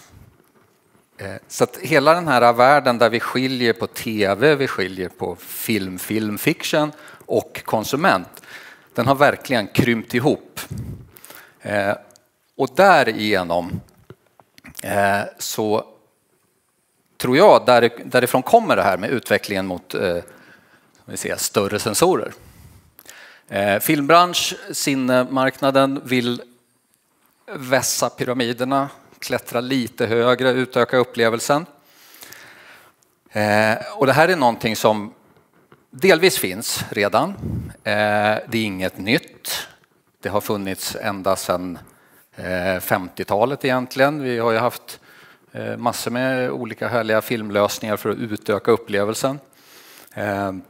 65 mm, VistaVision och så vidare. IMAX för att inte tala om, som fortfarande används. Men den digitala världen har varit lite begränsad till Super 35 liknande storlek på sensorer. Och det förutom att man vill då sälja fler kameror, så, och nu siar jag lite grann eftersom lite av det här finns inte än. Men det är vad vi tror ska komma. Vissa saker finns. Det finns till exempel, så har vi ju, här har vi visat lite på sensorstorlekar. Börjar lite med de största. Och då utgår vi från i mitten då en vanlig ARRI-sensor i Super 35-storleken. 1:1,78 ungefär då. Och sen så har vi de större formaten, och då vi går idag mer och mer mot full frame 35 som är det gamla hedliga stillbildsformatet. Alexa 65 finns ju redan också. Där har vi ytterligheten. Den är stor som ett hus, den sensorn. Och har data där ute, utöver det som nästan är rimligt. Tack och lov så kan vi inte köpa den kameran, säger jag. Utan man måste hyra den dyrt ifrån Tyskland eller England. För att det är lite, än så länge, lite för stort. Men det som går att köpa idag då är Reds VistaVision-kamera 8K. Och där kommer vi att hamna, tror jag. 4K är ju redan här. Vi alla använder 4K. GoPro kör 4K och till och med lite mer. Och så att 4K, 5K, 6K, 7K, 8K, det är dit vi är på väg. Sen på vilket sätt vi är på väg dit är väl inte helt klargjort. Det finns de här versionerna av det, men det är inte alltid praktiskt. Som ett exempel för er som kan lite datamängder. Så en Alexa 65 som vi använder fulla sensorn på, den genererar 46 gig i minuten. Och det blir ganska ohållbart ganska fort om man inte har då... De rekommenderar 3 DITs, det vill säga digitaltekniker på plats per kamera när man hyr dem. Så att, vi är lite glada att inte den finns här än så länge, eller kommer aldrig att finnas i och för sig då, för att Arri vägrar att sälja den, utan de har den bara till uthyrning. Det som vi har då, det är det här. Förutom då de stora, jag har lät dem vara kvar, de här största. Men det här vi brottas med idag. Här har vi alla de vanligaste sensorstorlekarna. Alla kan HD och 4K. Och det här säger ju kanske en del om förberedelser som vissa av både foto har varit inne på här. Att i våran bransch är det också, och för er som är ute i teamerna, så har ju förberedelser blivit viktigare och viktigare och viktigare. Och bara den här lilla parametern, att vad ska vi filma på och varför, är ju ett väldigt viktigt beslut att ta väldigt tidigt. Och det är väldigt vanligt idag att man blandar format också. Det är ju inte helt ovanligt att man använder GoPros till vissa specialtagningar även i stora både svenska, engelska, tyska, franska och amerikanska produktioner för att få just den där bilden som var omöjlig att ta på ett annat sätt. Och sen handlar det om post för att få till det när man ska kombinera ihop det med vare sig det är en Arri-kamera i den vanliga svängen Alexa eller Amira som vi har här. Eller om man ska upp i de ännu större och ännu större. Men ofrånkomligt så tror jag, utan att jag kan se annat än i spåkulan, att vi kommer att närma oss fler kameror som har det som refereras som till full frame 35. Och det är alltså det gamla hedliga stillbilds 24-36 eller 36-24 som jag skrivit här, bara för att vi idag ofta pratar om bredd är viktigare än höjd när vi nämner sensorer och storlekar. Mycket att hålla reda på. Och det här är inte någonting som annat än sådana som jag försöker lära sig utan till. Men det kan ju vara värt att liksom reflektera över att det är många val som ska göras. Och varför vi går mot större sensorer. Och det översta punkten är väl den naturliga följden då. Det digitala har ju försökt att hänga med filmutvecklingen så som den har sett ut genom 100 år. Genom att efterlikna storlekarna. Och det är egentligen först nu, rent tekniskt, det är möjligt att bygga sensorer som fungerar för rörlig bild på ett tillfredsställande sätt i de här största storlekarna. För man har ju enorma problem. Om ni har provat att filmat med en 5D någon gång till exempel, så vet ni ju hur mycket det lätt kan börja att bli yellow-effekter och liknande. Och det är ett problem med stora sensorer och läsningen av stora sensorer. Man börjar brottas med det, man har kommit längre och längre med det, och snart är vi helt och hållet säkert framme, för då kommer det att komma andra tillverkare än just bara Arri och Red. För Reds sensorer sitter ju även i det tredje stora formatet, storformatskameran, som är från Panavision. Panavision DXL, som några kanske har hört talas om. Nummer 2 här då. Full höjd i 4:3-läge. Och det har ju varit ett litet dilemma hittills. Arri löste det genom att ha sina 4:3-kameror med större sensor helt enkelt, med möjlighet att ställa om läge mellan dem. Men kommer vi upp i de storlekarna så att vi har en generellt sett större standard för om det är ett 78 eller 2:1, så kommer det här 4:3-läget bara handla om en rent mjukvarumässig kroppning av bilden. Så att våra gamla anamorfer som fungerar utmärkt vare sig de är byggda på 50-talet eller 2017 kommer vara kanon även där. Och det är väl det som är också med de stora sensorerna, i och med att det är så lätt idag mjukvarumässigt att kroppa en bild, vare sig man gör det i kameran eller efteråt, så blir ju ingen gammal optik för gammal. Och det har vi ju ett exempel på som de kameror som står här framme då, Amirerna till exempel, och även Alexerna, Sony-kameror kan köra Super 16, kan sätta på gammal Super 16-optik. Så att även om det kommer mycket nytt hela tiden så har vi också, vi gillar ju det gamla, vi gillar att smula sönder bilden, vi gillar att mjuka upp bilden, vi gillar att tillföra artefakter på olika sätt. Så att, och där har vi möjlighet då på de stora sensorerna i Super 35-läge, i och med att vi har hög upplösning, så när vi skalar ner dem så har vi fortfarande en hög upplösning. Så som ofta man vill ha till post.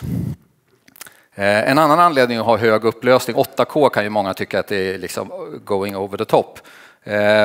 Men på grund av, än så länge i alla fall, hur vi bearbetar färg i våra kameror.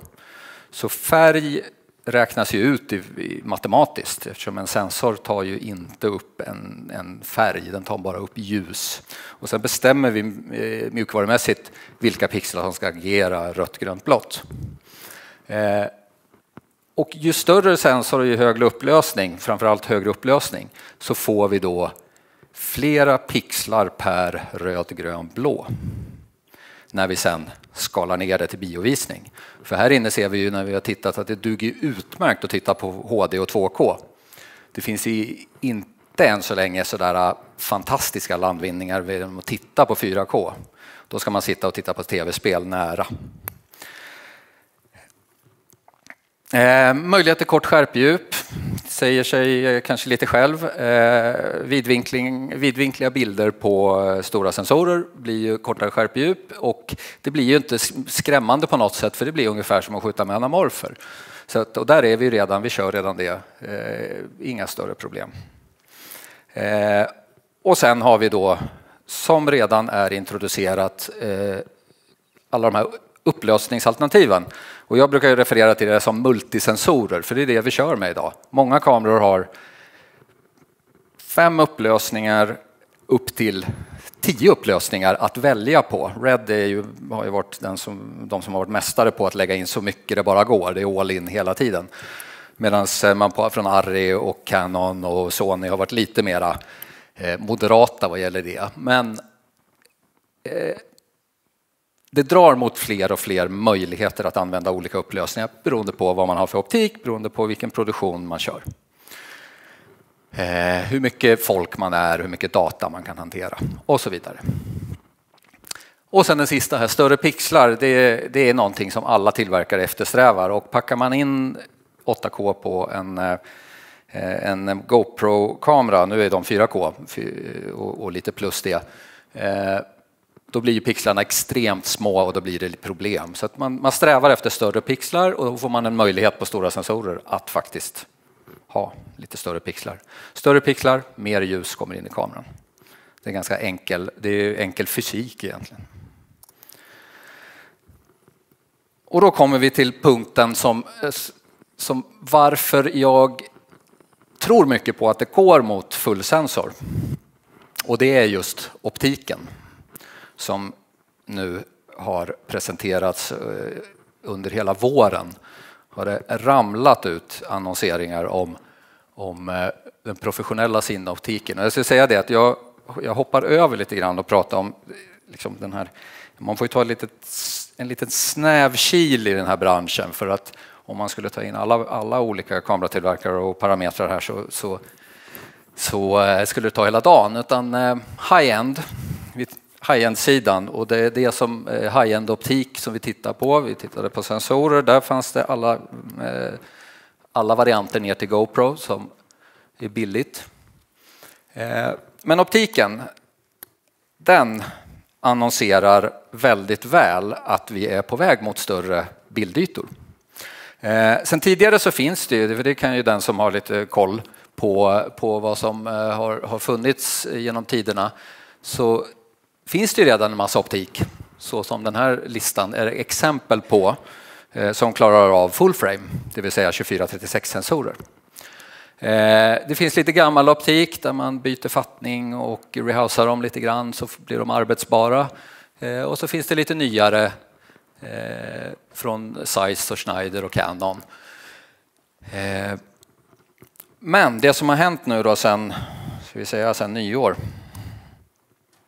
det är att det börjar komma ny optik som är gjord för full frame och därtill.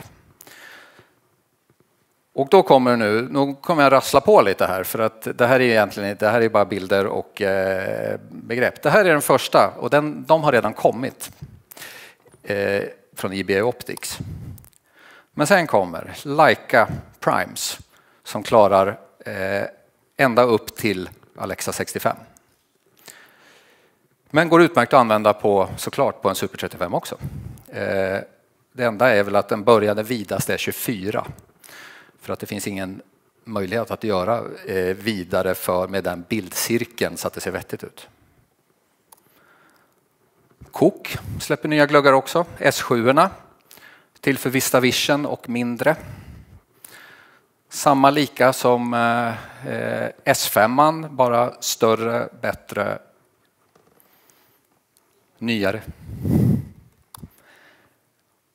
Zeiss släpper också nytt i sin Compact Prime-serie. Och de har två varianter av sin, där den ena heter XD och det står för att det är lite extra mycket datainformation som man kan få ur linserna. Och så Sigma har börjat sälja också. Både Primes och Zoomar. Och Ingenjö har förberett för Zoomar. Så att det här säger oss att det är ju på väg i stor skala, för att vissa av de här gluggarna är inte svindyra. Vissa av dem kostar 250 000 kronor styck. Det ska man ju vara väl medveten om. Men vissa av dem räknas i lågbudget så att säga, där det här är liksom 50-70 000. Och ska man ha en glugg i 10 år så är inte det hela världen, för det finns stillbildsgluggar som kostar det också. Och för att runda av då, så är den sista punkten som är det som växer enormt mycket är metadatan. Och metadatan från kamerorna är stor och mycket, men nu kommer det ännu mer från gluggarna till postproduktionens glädje. Och här är ett exempel bara, det kan ni ögna igenom vad Zeiss har gjort med metadatan. Där man kan i efterhand bestämma, när man lägger in nya element i bilden, det vill säga lägger in bakgrunder och så vidare, så kan man matcha dem exakt med gluggens prestanda per brännvidd och avstånd och så vidare. Så utvecklingen springer framåt, framåt, framåt. Vi försöker att hänga med så gott det går.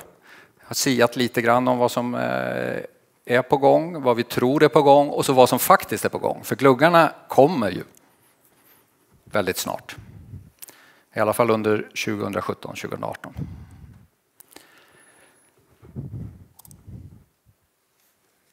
Tack för mig.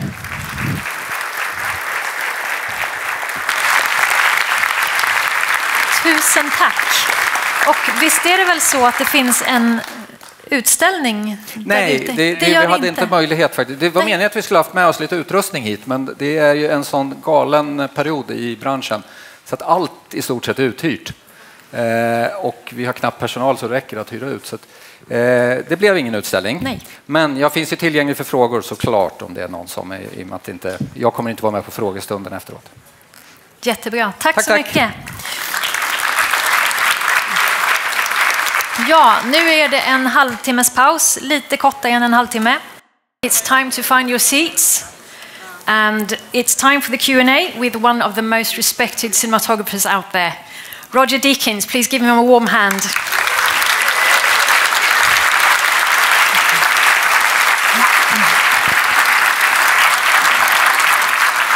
Welcome.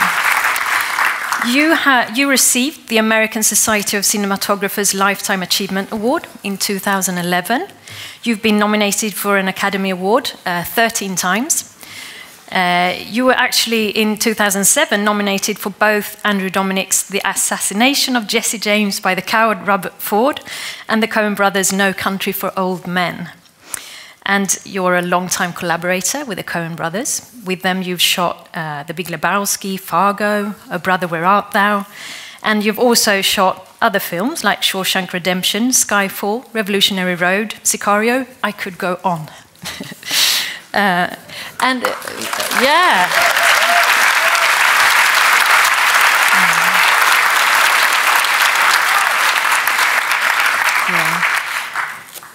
So, let's start. What to you is your most important role on a film? What's the most important thing for you? Supporting the story and the director. Yeah. After that, it's sort of creating a welcoming environment for the actors, I guess. And how do you create that? How do you give them the space to do what they're doing at the same time you... Just being as low-key and as... just being as low-key as possible, really. You know, and as quiet as possible. I've worked with many of the same crew members for like 30 years, you know, so we don't need to communicate that much, you know. I like a very quiet crew, and I operate the camera myself, and I have as few people as possible around me when we're actually shooting, and I think that, you know, just little things like that. I work with a focus puller I've worked with since Fargo now, so that's over 15 years. He doesn't need to put marks on the ground, you know. He just, the actors have that freedom. They don't feel they're on a film set and it's all about technique. I think that's quite important. Operating your own camera, why? I guess because I started really, you know, I mean, first off I wanted to be a painter, then I was a stills photographer, and then I wanted to be a documentary filmmaker, which I did a little bit for a while. And I came from that world, and for me the position of the camera, the choice of the lens, the way the camera moves is what it's kind of most of what it's about. I mean, I love lighting, but if I had a choice between being a lighting cameraman that just lit the set and an operator, I'd be the operator every day. And how you came from a documentary background, how has that informed how we work now? Well, I think it's about experiencing where to put yourself to best tell the story or reflect what's happening in front of you. You know, how you can do it concisely. You know, I mean, I shot a number of documentaries that were supposed verite documentaries, so they're not structured. So you were just following an event or a character, a situation. And it teaches you how to shoot it in a way that can be cut, in a way that it's you're focusing on the most important aspect of the scene in front of you, or finding a way of reflecting what's going in front of you in a way that's just not just coverage, you know. And when you approach a new story, when you're attached to a film, what's the first thing you do? Meet with the director. And when you read the script? When I first read the script, the most important thing to me is if I kind of relate to it in some way. I always say, if I could see it as a movie that I would pay to go and see. And I see a lot of movies, but some I wished I hadn't, but you know what I mean? Yeah. But once you find the tone and the language for a film, how do you keep the whole movie coherent and as a whole? How do you work towards that? Well, I like to do a lot of prep with the director and then with the production designer and everybody else, And then I do a lot of planning, I must say. I do a lot of planning. Because sometimes when you're so deep into a film, if it's like a 100-day shoot or something, you can be pretty tired by sort of week 10 or something. And I find if I've got that sort of reference in my head from pre-production, it keeps me going in the same direction, I think, Mm-hmm. And you've talked a lot of times that cinematography shouldn't be too show-offy. It shouldn't be too clever. How do you go about that? If you get a wonderful sky or something sticks out, how do you... Yeah, it's sort of self-censorship, really. You just got to keep in your head that every image is, again, it's story, story, story. If the image suddenly overpowers the content of the scene, then you're actually, you're taking the audience out of the story rather than helping to immerse them in it. Yeah. It's just a sort of sensibility thing, really. And you can't write a rule. There's no rules for what we do at all. It's just a reactive thing to what's around you. Yeah. So this is how this is going to work. You've picked out some clips that you want to show. We're going to show them each twice. First with sound, then a second time without sound. And during the second time, there's room for questions from both me and from you. And as I said earlier, this is being filmed, so you have to wait for the mic so that the sound from the question goes in as well. And yeah, let's show the first clip. It is from Shawshank Redemption. It came in '94, was directed by Frank Darabont, and it earned you your first Academy Award nomination. And the clip is, do you want to introduce it in any way? I can't remember what the clip was, sorry. It's Andy arrives at the prison. Oh, okay. Yeah, so we'll show that. It's Andy arrives at the prison. Yes. Yeah.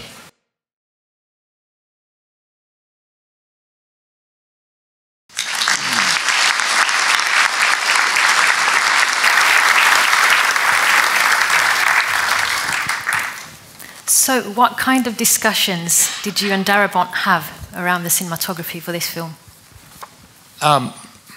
Frankly, not much. It was Frank's kind of his first movie.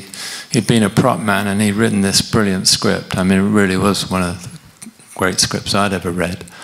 And basically, I don't remember having many general conversations about it. It just, we had conversations as we found the locations, and this is a combination of a closed down prison. Actually, it was about 2 years out of operation. There was a new prison nearby, and actually we used a number of the convicts to work on the film, and they were all kind of murderers, I think. But it was a very haunting place because it had only, recently been closed down.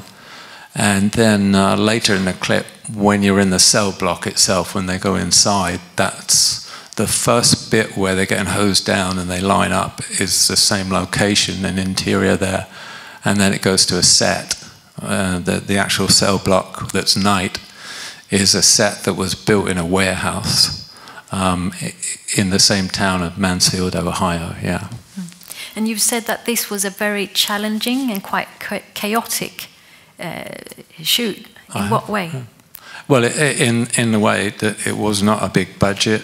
What the script was quite long. It's quite complicated because we had a number of characters. And yeah, it was difficult shooting on that location.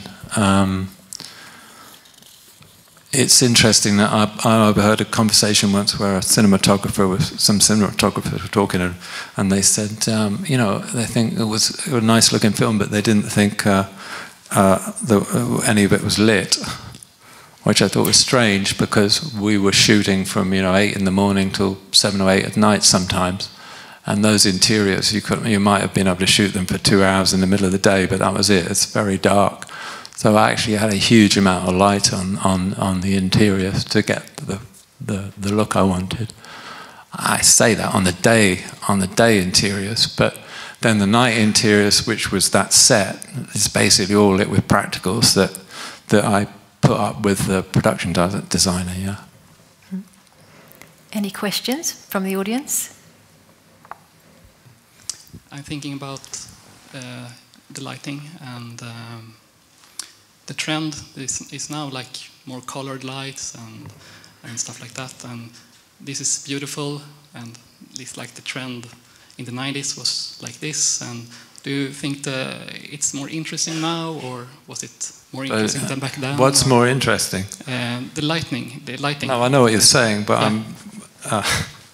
Is it more interesting to put more color in it, or is it more interesting for the whole film to have this very somber tone? And actually in the movie, when the characters leave the prison, then it becomes slightly more colourful. Then the film has slightly more life in it. Yeah, and we shot all these exteriors on tungsten stock without correction, if you remember how that was. So everything has this, even though it's printed back a bit, it still has this slight cold shadows and this slightly...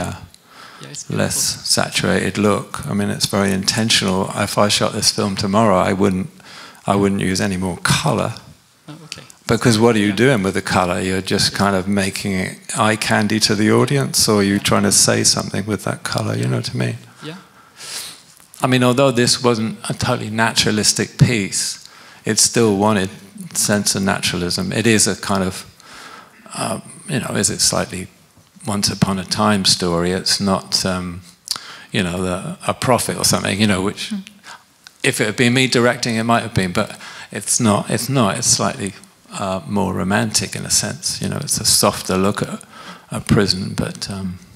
But when it comes to colors, you've said that they are almost a distraction, that everything should really be shot in black and white.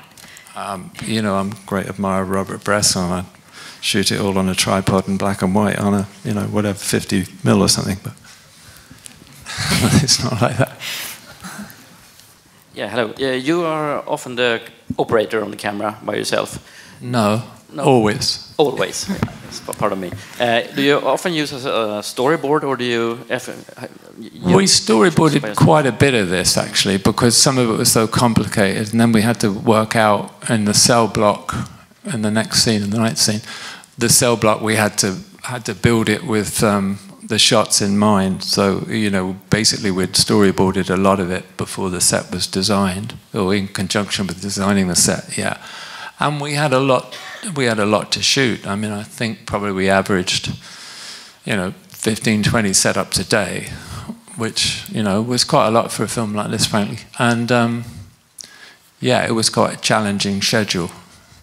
So, you want to be as prepared as possible, But mostly what we did was actually get in early on the day of the shoot and work out a shot list early in the morning before we started, rather than storyboarding. There's certain sequences you storyboarded, but mostly we were doing it as we were going along. A following question: how much ratio do you film in for? How much material do you going into the editing room when you have shot a film like this? I mean, just in terms of takes, we were probably doing maybe average 3 or 4 takes on this film. On some films, like with the Coen Brothers, you might average 2. And some takes you just do 1, but this was probably 3 or 4. See, this sequence was all lit with the practicals you see. There was a bulb that was there, and then there was a little gag behind it to push the light further. This was all a set. We had someone with a mic there. Yeah. Yeah, you sort of answered some of my questions. I'm from Ohio, and I've been in that prison in Mansfield, and it's so high. The ceiling is so high, and it's so dark and dungy, you know, dungeon-like in there that I think you've done an absolutely amazing job.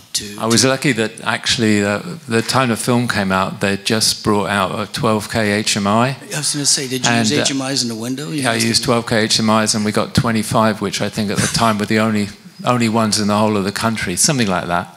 So we had 25 HMIs. And, I'm sure Ohio Gas and Electric 12Ks, that week. Yeah. Well, we had a lot of other lights as well, but that was the main rig punching through the windows. And then as we needed so much diffusion on the windows to blow out the outside, we found this a company close by that manufactured plastic wrapping, and we used that instead of a conventional diffusion, because otherwise we'd have blown the budget in diffusion. So.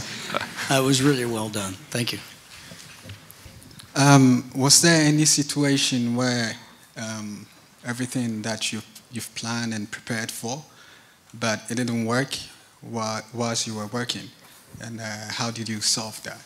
There was a scripted when Andy escapes. There was scripted a much longer scene where he gets out the sewer and then he runs across the field towards the train line and jumps on a train. Blah blah blah. It's all in the rain at night, and there was no way we had time to shoot it. So in the final version now, he gets out of the pipe and stands in the rain, and the lightning comes down, and you go to the top shot, which kind of it's a good way to end the scene, and then you can cut from that, you know. So yeah, you kind of have to. Yeah, sometimes you're forced to create a new kind of rhythm because of things like schedule. And we had one question up there. That's the last one before the next clip. Okay, thanks. Great movie. I just want to ask. First, I was going to ask about the storyboard versus like how much you improvised, but that was already asked. So I want to ask about. If you don't agree with the director in some scenes, or if you want to add something, how do you go about that? And how much in this film was actually stuff that you came up with during the shooting rather than before in storyboard or script? Most of it was stuff we made up on the day. I mean, I think storyboards are really good to help you focus on what's really needed to make a scene work, to find the essence of the scene and what's in the script. In terms of disagreeing with the director, it's the director's call in the end, but I mean, I can be quite forceful in what I think is the best way to do something, whatever best is, you know. Okay, great. We will show the next clip. It's also from Shawshank Redemption. It's a shorter clip. It's Andy gives Red a parting gift. So let's watch the clip.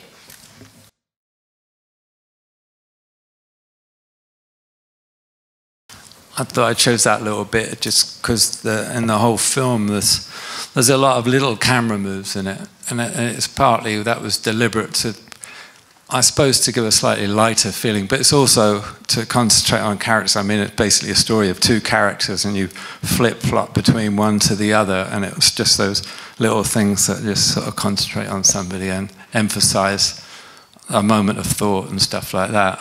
I guess if I'm pleased with anything, I'm most pleased with the way the camera kind of moves in this film. I mean, some films, even more recently, I've not moved the camera at all. You know, it just felt right for this film. I don't know why we did it otherwise. But when it comes to lighting, framing, the way the camera moves, are there any traps or something you always try to avoid? Well, I'm always asking myself, am I doing this just to be clever, or am I doing this because it's emphasizing something in the script, or if it's right, if it fits, you know? And I felt this little sequence, they all kind of fit together in some way, I think, and emphasize this sort of, what's going on in their heads, you know. Any questions from the audience? Yeah, I was just wondering about this scene. Did you do a cover shot on the other character, or no. Did you just did this one? Yeah, I mean, most of this, we didn't shoot coverage. We actually were saying that's the shot, and I kind of feel most films I've ever worked on, it's been like that. You don't tend to shoot don't tend to shoot coverage. I mean, obviously the director's choice, but you know, working with the Coen brothers early on, they wouldn't even let a camera shot run if they didn't want that bit in the cut. I mean, if they were shooting this conversation, they'd shoot a wide shot for maybe the question, and then they go for a close-up, and they would cut the wide shot after the question. They wouldn't let it run on. You know what I mean? They just, I need that bit, that bit, that bit. It's less like that now. But I mean, on this film, yeah, we didn't really have the time to shoot shots that weren't totally necessary. Yeah. But do you have discussions sometimes with new directors maybe that are a little bit afraid of doing like these kind of long shots? Yes, definitely. And certainly if you might have discussed a script with a director and kind of the director's realized it's quite wordy and maybe they don't need all those words, but sometimes you have to shoot them because that's what's in the script. Then you find a way to shoot it that you can condense it kind of elegantly. And again, that goes back for me to the sort of documentary thing, that how do you shoot something and not just shoot it like boom, boom, boom, coverage so you can cut any time, how you can shoot it in a way that elegantly, you know, does something that it looks more intentional. Thank you. I think we've got a mic up there somewhere. Yeah, was it shot on dolly and zoom, or how did you do it? Like, or not a zoom for sure. I'd hardly ever work with a zoom unless it's a very definite zoom shot. I always shoot on prime lenses. And at this point I discovered doing Barton Fink actually. I discovered the use of a jib arm and a remote head. So a lot of those moves are done on a small jib arm with a remote camera head.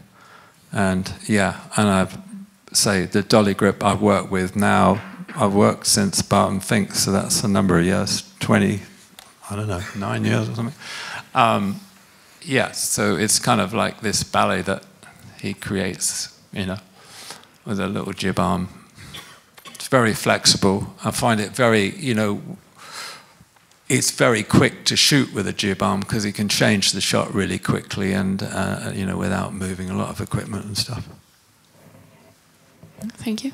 We've got a question up there somewhere. Yes, I had a question in terms of your development as a cinematographer with this film in mind, with Frank Darabont being a new director, probably maybe not so visual, coming from props. How did that, in terms of your development as a cameraman, as a cinematographer, did it give you more freedom, more artistic freedom, and how did you come out of this experience? Did you feel stronger and better than ever? Or? I felt tired, I think. No, Frank's very visual. No, he's very visual, and actually he was very, you know, passionate about getting it right. But yeah, we spent a lot of time rehearsing, like, you know, the exterior scenes in the prison yard. I mean, we spent a lot of time with the actors figuring out where to do it, how to stage it. That was all done on the day of the shoot. And then, you know, because I remember saying, well, I really don't want to do it there because the sun's going to come out there. It's going to be flat front light. And then also sometimes when we were staging something and the sun came out, we went inside. And because we were shooting outside, you see all the windows for the interior. So all the lighting that I needed for the interior would have been in shot. So, you know what I mean? We had to go inside, outside, and I had to be able to rig quickly for the inside and know stuff that I could shoot without a huge amount of work so we could actually keep to schedule. So I'm rambling now and I've lost my train of thought. But what I came out with is feeling, no, I mean, every film's a learning experience, but I don't know if I'd say what I learned particularly or if I was better or if, you know, it's, you just do it. I hope you get offered another one. Where's the mic? There. Yeah, hi. Could you say something about the editing of the film and how the editor was involved in making Shawshank? I think the editing of this was brilliant, actually. I think this editor is really, really, I thought it was very, very well edited. Because really a lot of the scenes were a bit long. And I think he's condense it in a way that feels very fluid. It doesn't feel jerky, you know. I think he's done a really good job. Yeah, I mean, every film varies, you know. Some films you shoot a lot more material in terms of coverage, and that's a different editing process to something that's quite deliberately staged, but even so, too long when you get a cut that's like 3 hours or 3.5 hours even, you know. Whole scenes have to go sometimes, you know.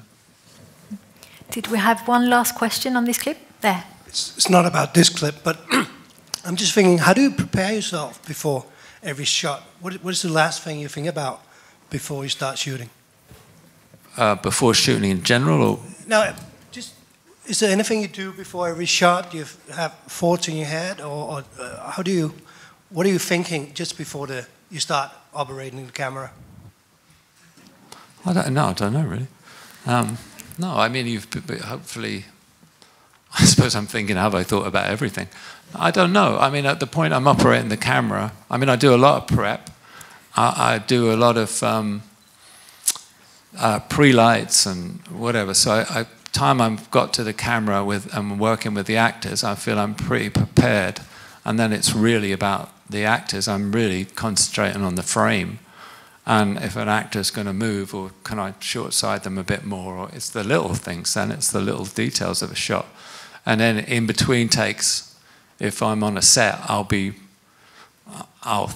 see something that I can change, and I'll run around and adjust the light, or even a prop, which is a naughty thing to do, as my wife would tell me, but because she's just continuity girl. I'll adjust things to you know, just always to finesse. So I'm constantly doing things to make it what I feel better, but whether I succeed or not, I don't know, but that's what I do. I'm constantly in motion. So we'll show the next clip. It's from The Man Who Wasn't There. It's from 2001, directed by the Coen brothers. And, it's about a bored barber who goes into blackmail, and it all goes terribly wrong. So existential thriller. Yes, that was well put. Let's see the clip.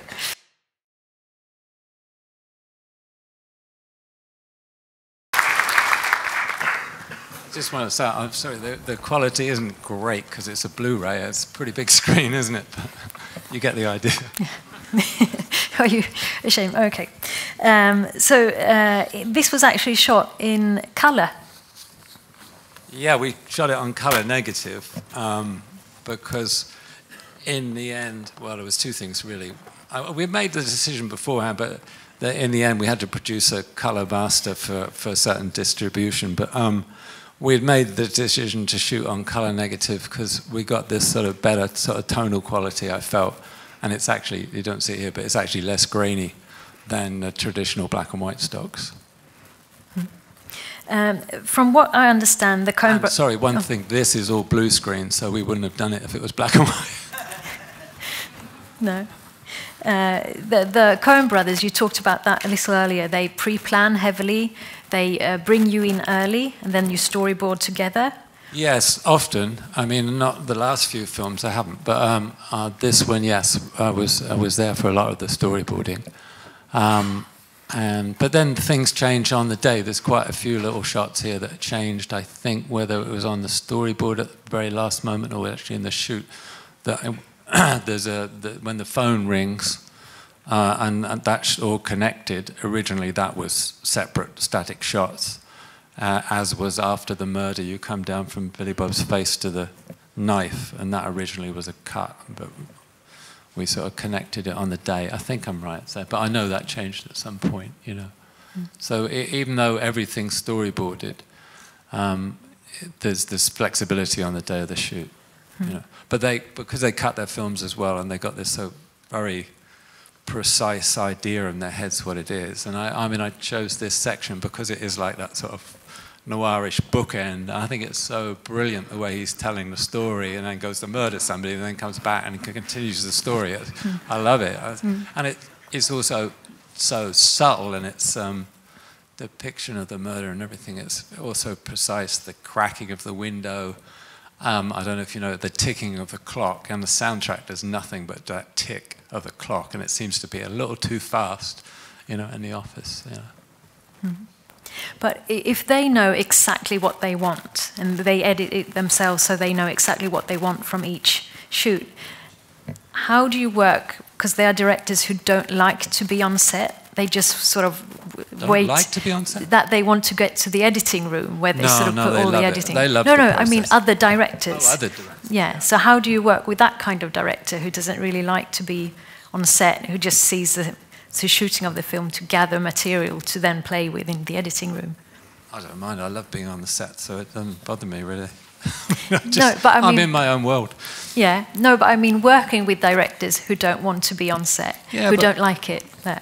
Right, but I mean, kind of that's their problem. You still have to do what you do, and I mean, you've talked about it, and you know, you make those decisions. Yeah, I mean, I think it's true. Some directors want to get to the cutting room, and they love being in the cutting room and creating the cutting room. But Joel and Ethan, I mean, I remember the first time I worked with them on Barton Fink. I mean, you could count on two hands the number of shots that are not in the movie that we shot, and that was only because I don't know if you remember Barton Fink when John Goodman's running down the corridor shouting, "I'll tell you the life of the mind." He shoots the bellboy, but so we did this stunt where the bellboy's head rolls off onto the floor. It was not very good, and this was before really good CGI. So that was basically all that was cut out of the film, and yeah, and you could look at it, and it's almost exactly the storyboards, you know. There's something quite lovely about working that way, but on the other hand, we'll see it later on, there's a film Jarhead that was totally the antithesis of that. We just shot it off the cuff, handheld, you know, made it up as we went along. Mm-hmm. Any questions? Got a question there? Yeah, I was thinking about, you said that this was supposed to be black and white. That was your thought with the Coen brothers. But how were you thinking about the lighting? Because then you knew maybe it would be in color also. But lighting like this I mean, we knew it would be color just for, yeah, I mean, that was contractual, but wasn't ever intended as a color movie. I know somebody the other day said they'd seen it in color, which is a real shame. Meant to be black and white. We shot for black and white. All the dailies were printed in black and white. We used a title stock that was quite high contrast, and I shot on a medium speed color stock, which was very flat. I forget what number it was, but it was a specific stock at that time that was quite flat in contrast. And the combination of those two emulsions gave us this, I thought, the perfect kind of look for what we were trying to do. The color thing was just, we produced a VHS copy, you know, a video copy afterwards that was very desaturated, but was kind of justified contractual obligations. Thank you. And one question over there. Yeah, it was a bit like that question. That it would be interesting to hear how the work maybe is different with the lighting. How you work with the lighting and the materials of costume and the set and the colors of costumes and the set when you know when it's going to be black and white, if it's any different? Yeah, we did quite a few tests. I mean, yeah, there was a few differences on makeup, especially reds and stuff, but not much. I mean, we didn't have to skew much, and maybe that was because we were shooting on color negative and then printing it, you know. No, what was the other part of the question? I'm sorry. Yeah, because if it would be in color, that when you just take the color away, in what way? Like because the shadows are very much black, and how maybe you would do that in a color movie as well. I'm just thinking if it's a difference. I mean, I probably would. I mean, but then, you know, in a way, it is a homage to sort of film noir, especially this little sequence. It's very noirish, and I mean the lighting's justified as though it's street lights and it's point source and hard, and you know it was all about the shadows of the trees moving, you know, which again was all something that was storyboarded and thought of in pre-production. No, it was I don't often use, so much hard light. But, I mean, actually the scenes in it are very softly lit. But, I mean, I did have the chance to use a lot of hard light, and that was great. But, yeah, I mean, I don't usually do that so much if I'm shooting a color film, it's true. Being like a cinematographer who's very creative and wanting to be like a co-partner for the director, and we all know that there are directors who more like to decide themselves about the pictures and are not so fond of very like creative cinematography, and the director, the DOP, wanting to be like more of a partner than a doer, maybe. Do you like try to avoid those type of directors, or do you try to work with them as well and try to catch their vision, or how do you cope with that? I left a film because a director was like that once. I mean, I try not to get in that situation. I mean, I like, like with Joel and Ethan early on, even on Barton Fink, it's a matter of trust. And I mean, we would talk about the shots with storyboard and block with the actors and talk about this, and then they would go off to talk to the actors or do whatever they had to do. And, I'd set the shot, choose the lens, set the camera movement. I mean, and that's all storyboarded. I mean, with other directors, it might be much more loose, and I have more responsibility in saying, in actually determine what the shot is and stuff. But I can't honestly say I've worked with a director that's sort of always been there and said, we're here on such and such a lens, and this is what the camera's going to do. I mean, I worked with Marty Scorsese once, and he didn't storyboard, but he did little diagrams, like bird's eye view diagrams on his script, and showed camera movement exactly what he wanted. But it was still a discussion about it, and a discussion of, should we be wide or tight or da-da-da-da-da. Nothing was like, this is exactly what I want to do. I've always felt it's been a collaboration. But you said that you actually once walked off a film. It was a director that wanted to cover the scenes, and basically I felt the only way he wanted to cover it with multiple cameras, which it wasn't something that we talked about in prep. And basically I felt the only thing I could do was bounce a blonde off the ceiling, and I basically said, well, my granny could do that. But what was that? She was dead then as well. But let me just ask one more question. Was that when you were already like a famous DP and you could like allow that to just walk off and take another film, or was it more early in your career? All right, I'll be honest, I did it twice. I did it once early in my career. Okay. No, I mean, I think there's no point doing it if you're not getting some satisfaction out of it. It's not brain surgery, but it's too hard, I think. You put too much into it, too much of yourself into it. I don't want to be there. I'd rather not do it. If you don't want me to be there and do what I do, then fine, I'll go somewhere else. I'll go fishing.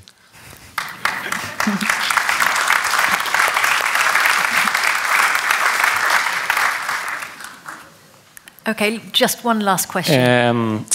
In this digital era, people tend to shoot the rehearsal. I would like to hear Roger's, what's your take on rehearsals, and how do you proceed? I mean, since going from analog to digital. What's the next? Jarhead. You just watch a film in a minute that we didn't really, whether we shot rehearsals on, so I'm not shot on film.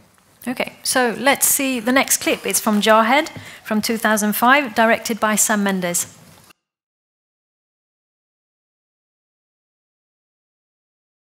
I didn't quite catch the question about the actors.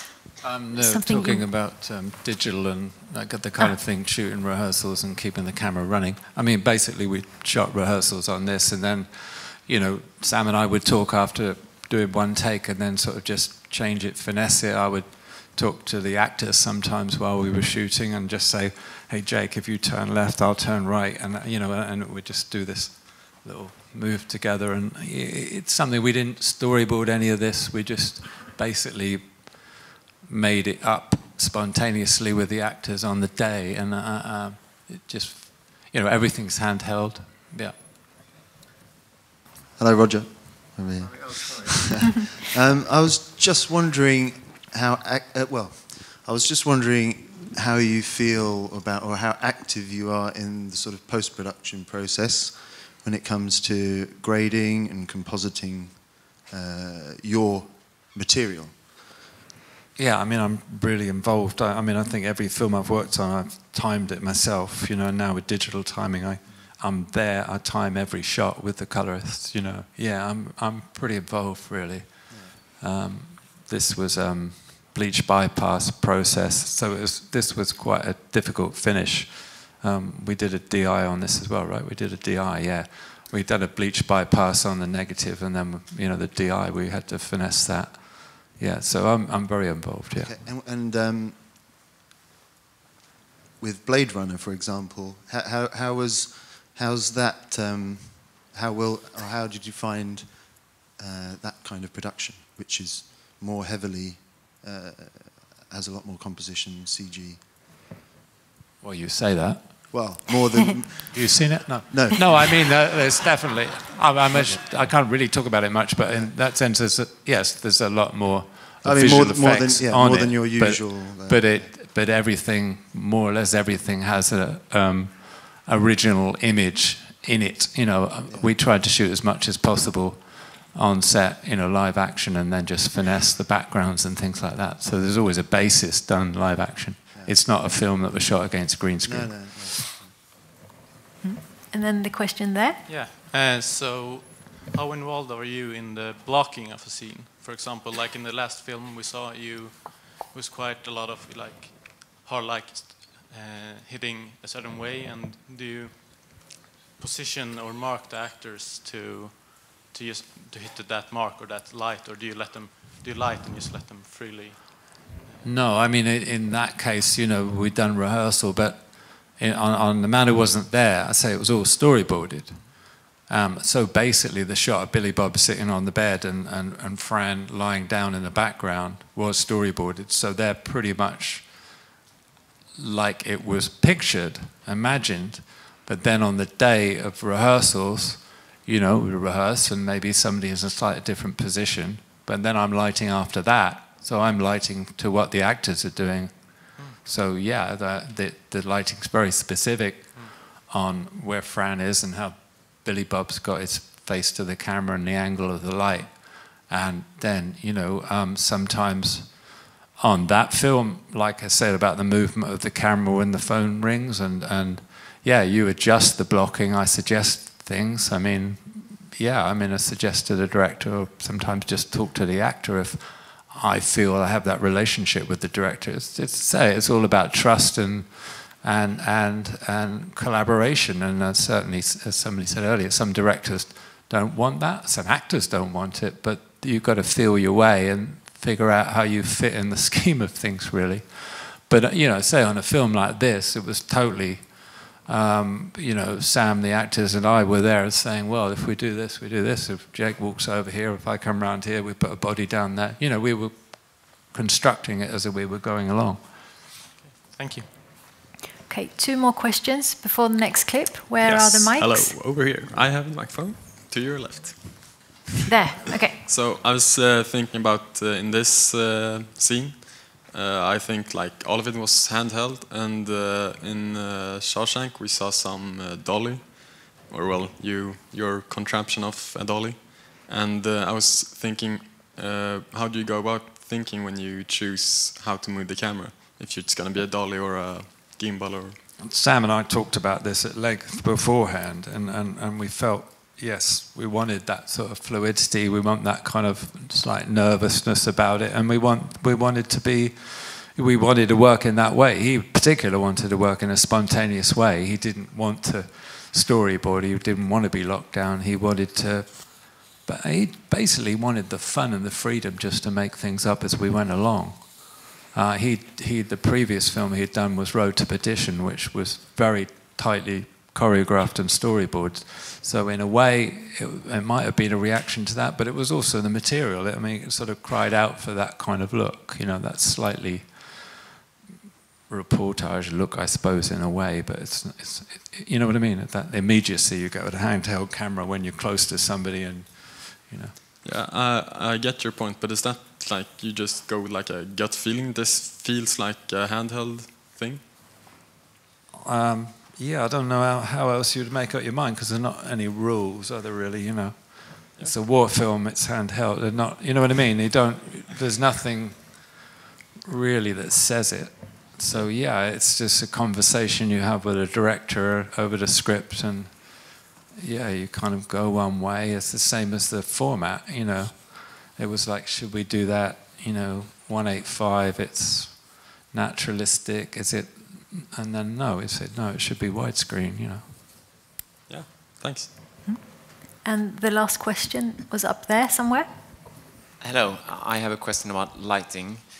When you light a scene like this in Jarhead, you have natural light coming from one direction, and you have a reverse of that direction.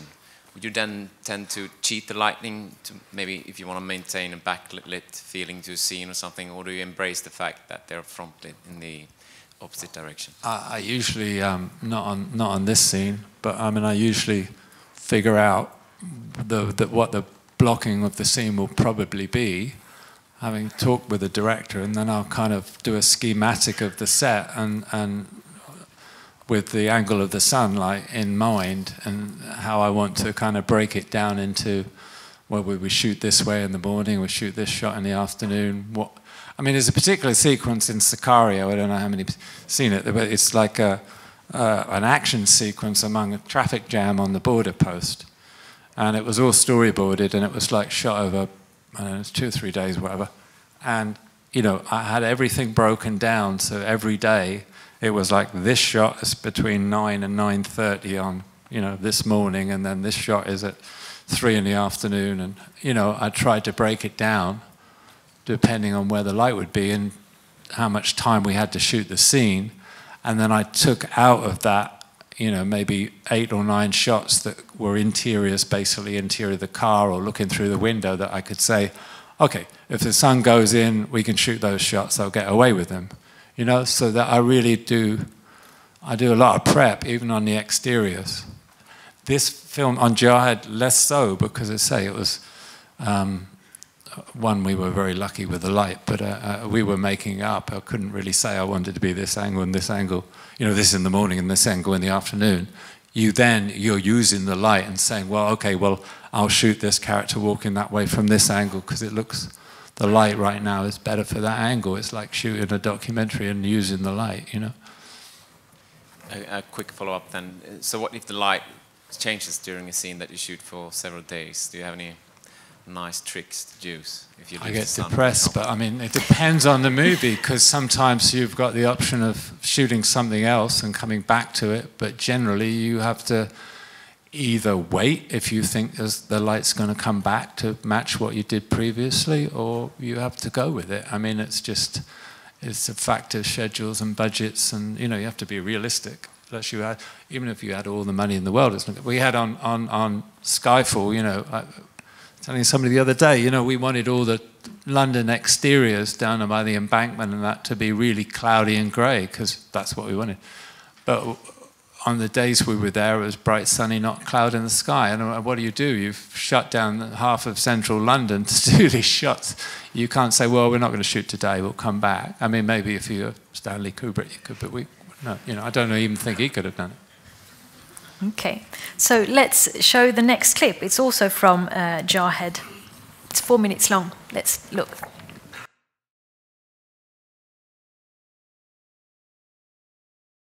Were those images in the script, or was that something you discussed? And well, I mean, the situation was in the script.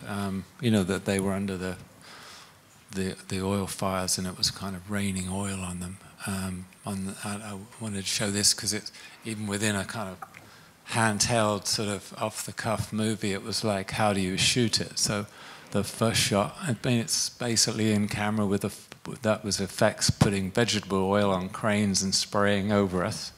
And then this was also out in the desert. The close oil fires were actually there. They were effects flames. And we had an area that maybe, I don't know how big it was, but we covered a certain amount of area with smoke to make it really dark and cloudy. But in the background, actually, there was bald desert. So this is ILM doing their best work to extend it and make it dark. But I say we had to have some of the oil fires there, so we had the reflection in the ground in camera area. We were this was amazing to shoot. There was two of us doing handheld. Scott Sakamoto was the second camera operator on this film, and this part we definitely did 2 cameras. Everything was bagged up and whatever, but in between takes, it was 20 minutes to, shooting on film. It was so it was tricky. We were 20 minutes to clean everything up and gear up, and the actors as well had to clean up to a certain extent. So then this was also talked about in pre-production to shoot out in the desert, but I said that I had a problem because I said I need to keep a certain amount of ambient atmosphere, smoke. So I said, well, let's try and shoot it on stage. So basically, I did some tests on stage in pre-production, and they were happy with it. So we basically did this on 2 large stages together in Universal. And the oil fires obviously weren't there, but what were there were these columns of lights I made. I made them out of practical lights. They're like 500-watt mushroom bulbs. And it was like a 360-degree column of light, about 14 or 16 feet high. And then we filled the stage with smoke. So the light, the blooming in the atmosphere is actually off the lights that I had there. And then we shot the flames as elements on the previous location at night. So ILM could pop them in, take my lights out and put those oil fires in.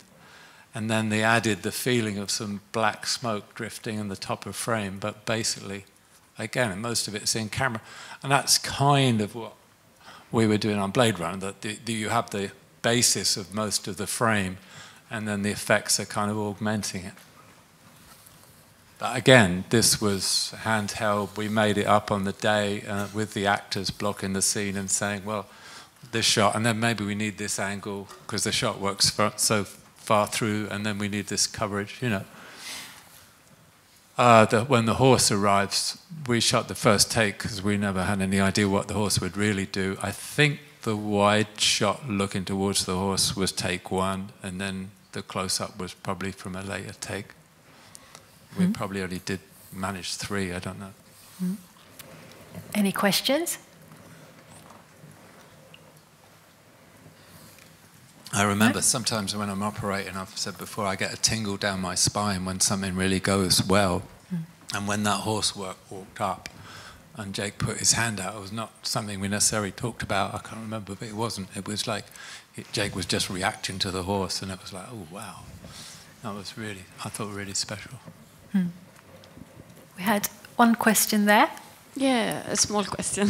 Do the actors know that you're filming the rehearsals? Or do you also shoot when they don't know? Sometimes, yeah. Sometimes shoot without saying, yeah. Sometimes shoot when they don't even think it's when they're just sitting there or something, sometimes. But then the sound guy knows it, right? Or yeah, you usually have a way of communicating, with a boom. The boom guy isn't usually close to you, and he'll have a way of making it work. Are the actors okay with it, or do they feel a bit like tricked? I think in a good way. I mean, on this, I think there are a few shots in the film where Jake didn't know we were filming at the time, and I think he's fine, whatever it takes to get something. I mean, he certainly wouldn't have had a problem with it. Maybe some actors might, but certainly not this situation, definitely not. It was like everybody was so into doing the film as a group of people, not a problem. Yeah, thank you. Hi. So we've seen a couple of clips, but during your long career, is there anything in hindsight that you feel that you would have done differently today? Yeah, I mean, there is, yeah, but it wasn't today. And I don't know how to answer that. Yes, I mean, you look back on stuff and think, yeah, I could have done better on everything, really. But then I look back on something like that and think, well, we achieved, you know, I don't know, 60 or 80% of what we were hoping to get. So, that, you know, I mean, I don't know. Would I do better now? I don't know if I would, actually, but I don't know. Thank you. Here's a question. Thank you, Roger, for being here. In working in a big project like this, working with the director, what do you feel triggers you the most? What makes you feel the most free? Triggers your freedom the most? I just remember one day I was telling somebody, I think yesterday, that there was a sequence on this where we had staged a sort of bit of a battle, and there was effects going off, and there were a lot of extras and stuff.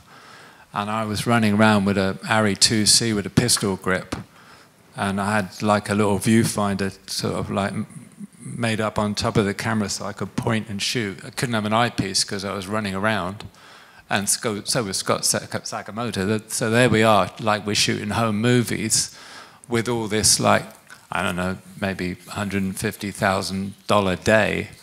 And I looked at Sam and said, is this for real? He said, don't think about it, don't think about it, you know. You can't, you just got to do it the way you feel right, and don't get you know, don't get overawed by the fact it's so much money and so many people are sitting down doing nothing because you don't need lamps or something, but you've got a truck full of lamps. You know, you can't just get them out because they're there. You've got to, yeah. Okay, I want to move on to the next clip. It's from the assassination of Jesse James by the coward Robert Ford, made by Andrew Dominic in 2007. And the film is about the outlaw Jesse James and a young man who idolizes him. And we are going to see a train robbery. Okay, let's see the clip.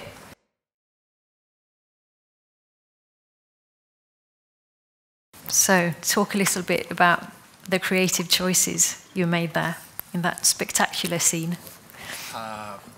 We wouldn't say I made. I think it was Andrew Dominic. That's quite a genius, actually.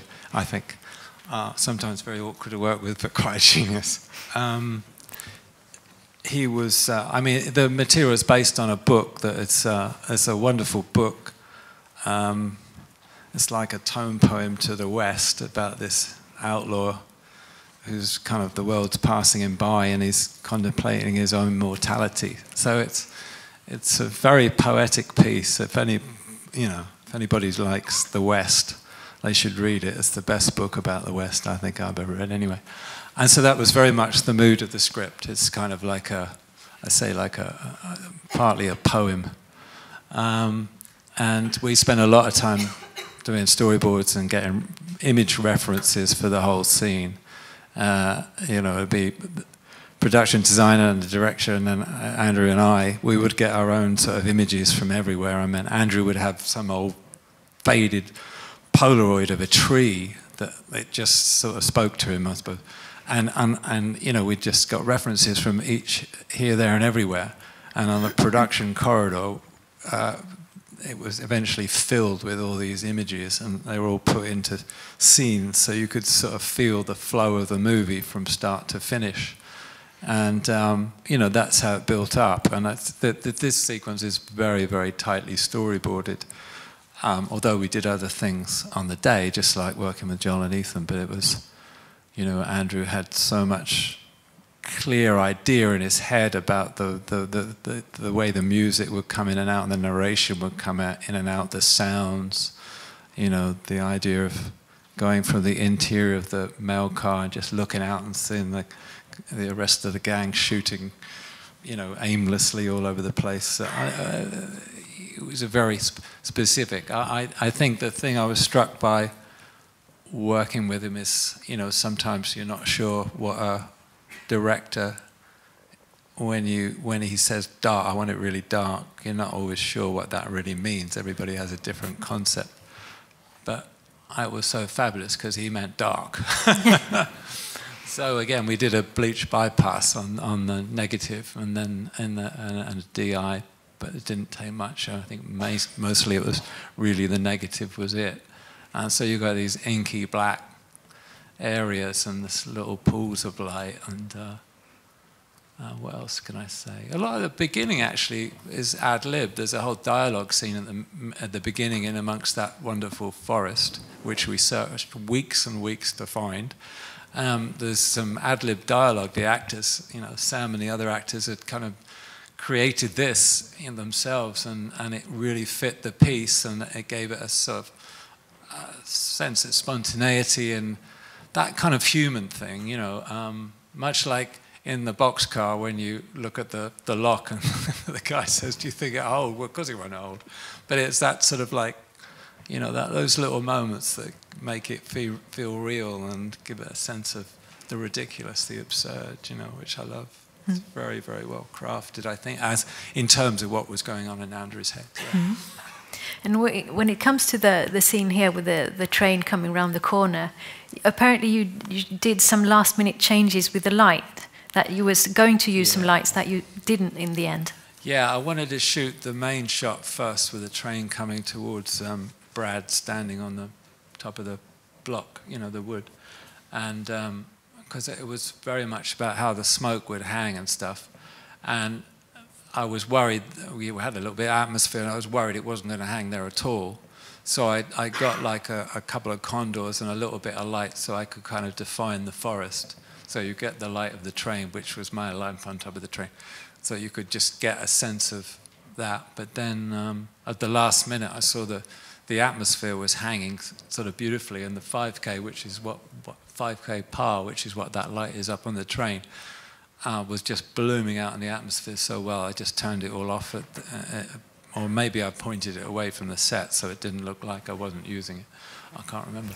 And then we just shot it. I did it like, you know, 5 or 10 minutes before we shot. But by then we'd shot those little bits, I think, of Brad, and I knew that I was comfortable then that black was black, you know, in Andrew's mind. So, yeah. And then all this stuff is done with all the rest of the shots where you see them in the trees and the flickering light. That was all done with a flatbed with a light on it, and we were pushing it. And you know, we couldn't run the train and do that, and the train wouldn't have lit the forest like that. So that was all a big cheat.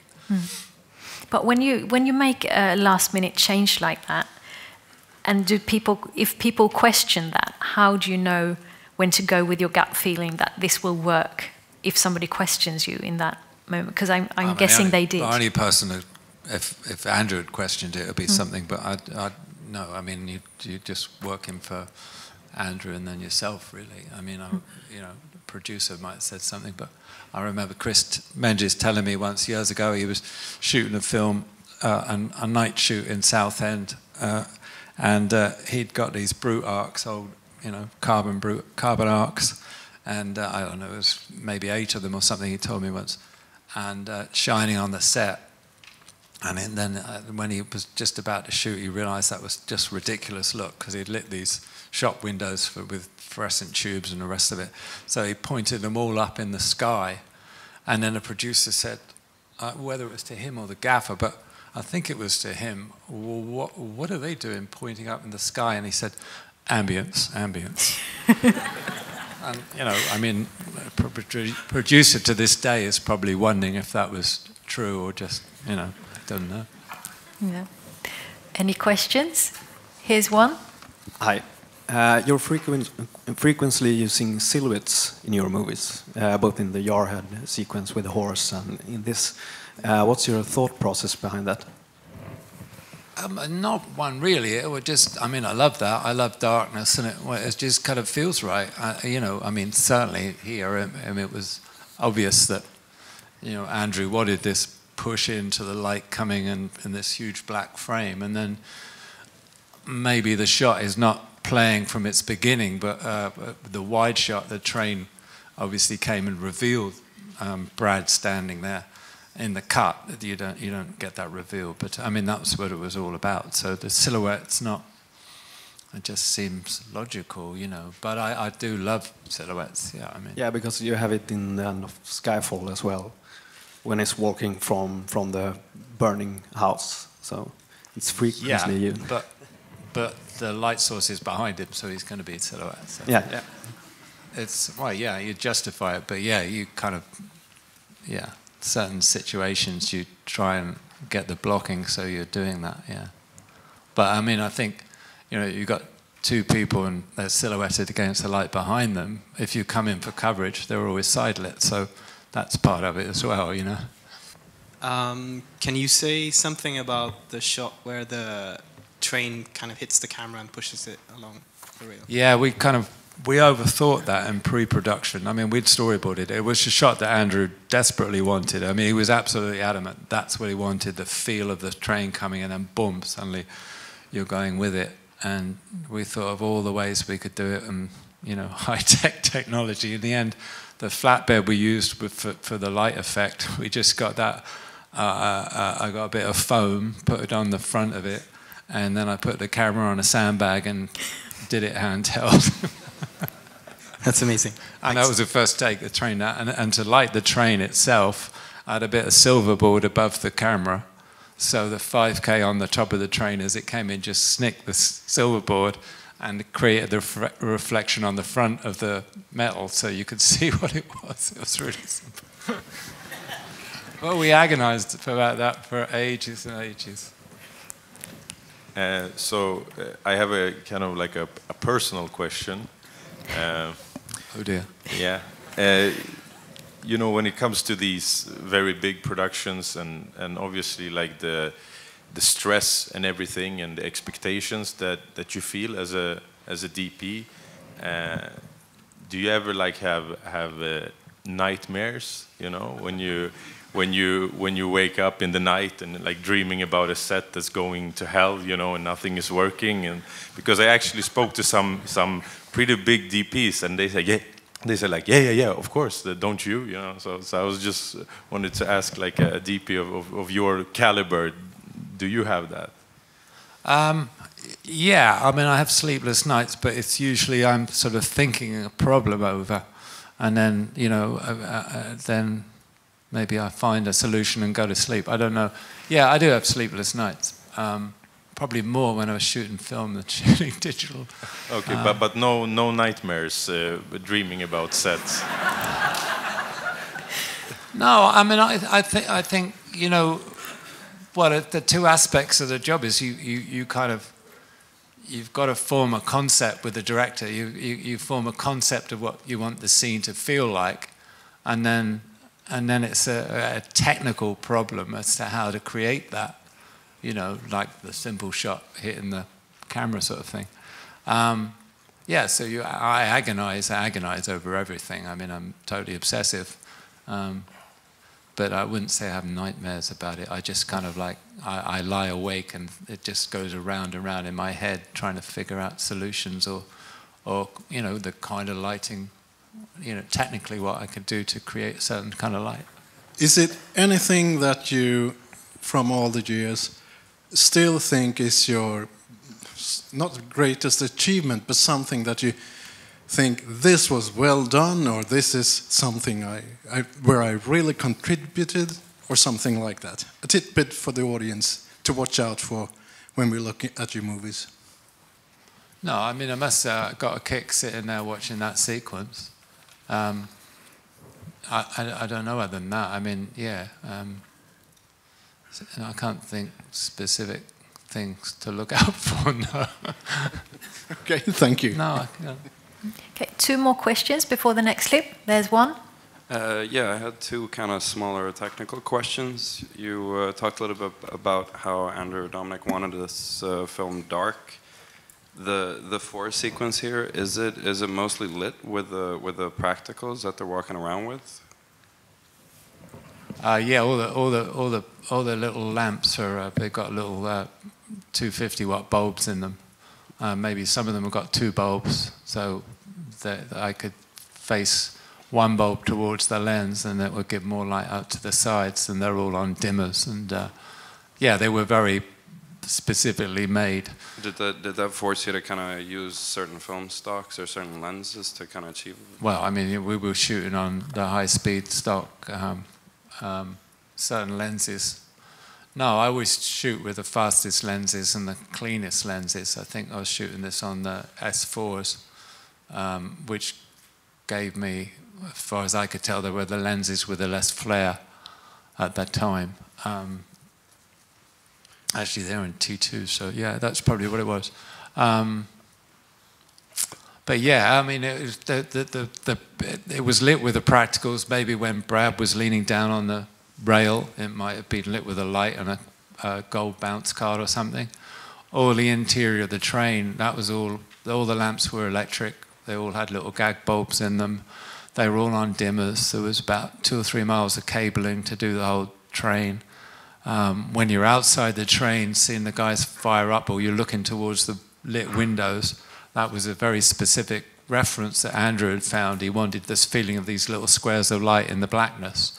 And there was a whole line of mushroom bulbs, like kind of power bulb on wooden battens, just so to push the light out the window towards the guys that were firing, or the guys, the robbers that were coming down the hill.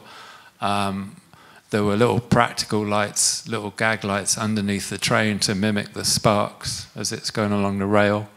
There was spark effects from visual, effects had put in sparklers, so you've got those sparks on that side tracking shot. Again, that was very, that was totally storyboarded. All of that was storyboarded. What else? Everything in the boxcar was again, all those lights were electric, little bulbs, and they sometimes had a little gag behind them. In the hanging lights, the shade had a little line of 250-watt bulbs in the shade, and if you look at the glass, you can see them reflected as streaks of light in the glass of the lamp. And it was all dimmed down, so it's all running about 25 or 30% of full power, so you get the same color as you'd get if it was real flames. But I don't remember one real flame in that whole sequence. No, it was all electric, yeah. I was also wondering quickly about you have quite a few kind of it looks like diopter shots. We see one of them in the beginning here in the daylight scenes. Is it through use of diopters, or do you use special lenses? Because no, they were lenses I had made up by the rental house I used after Nemitz. Because they remind me kind of old kind of Russian glass with a kind of swirly bouquet a little bit. The idea was to kind of mimic an old box camera, I guess. It was just an effect Andrew was keen on, and I'd done something similar on a film years ago where I took the element of a stills lens I had and mounted it in front of a close focus lens. And so I asked the technical guys at the rental house if they could do something like that, and they made up 3 lenses. They took apart some very old Kiowa wide-angle lenses, and they took the elements and mounted them again in front of a 40mm close focus lens, I think it was, or 50, and created 3 lenses that were, one was equivalent to a 27, yeah, one was equivalent to a 35, and one was a bit longer. So there's quite a few shots in the movie that are done on these specific lenses, and the rental house still has them, and they go out on commercials quite a lot. I don't shoot commercials. We had one last question up there. Yes. I was wondering about how you go about deciding which aspect ratios to use for a film. What is the main motivation for using a 235 over a 185 aspect? And also, to my knowledge, you usually don't shoot or haven't shoot any anamorphic. Is there a particular reason, or haven't you found a project that fits it? The aspect ratio, I don't know. I've asked this question a lot, and I really don't know. It's just sort of like a sense, you talk with a director about it, and you kind of somehow just feels right that you do it on a certain aspect ratio. I don't think there's any, I mean, some people say, oh, you can play close-ups on a widescreen shot without cutting more, and I don't really believe that necessarily. And you know, everybody has an opinion, but I think in the end it just comes down to an instinctive feeling about something. And I say, I often get in a, you know, you often talk about it over weeks with a director and go back and forth, and then eventually just decide on one or the other. I can't really think of any. You know, it's not a rule book. Anamorphic. I don't know. I guess it's because I come from documentaries. I mean, I really like the camera to be there. I really like the sense of closeness and presence you get with spherical, that you actually feel more of the background. I know a lot of people, again, they like anamorphic because it isolates the face against a soft background. They like the strange, distorted highlights, and they love those blue flares, and I don't like any of that. So there was one film we were going to shoot in anamorphic. There was a Coen Brothers film we were going to do. And I very specifically was going to shoot that anamorphic because I wanted a very picture book, flat image. And I wanted as less grain as possible. It was set in Japan, and that seemed logical, but the film never happened, so I've never shot anamorphic. I've tested it so many times thinking, oh, I'll do this anamorphic, and I go, no, it's not quite right. Thank you very much. So we're going to show the last clip. It's from Sicario from 2015, directed by Denis Villeneuve. And it's about the war against drugs on the border between the States and Mexico. So let's see the clip.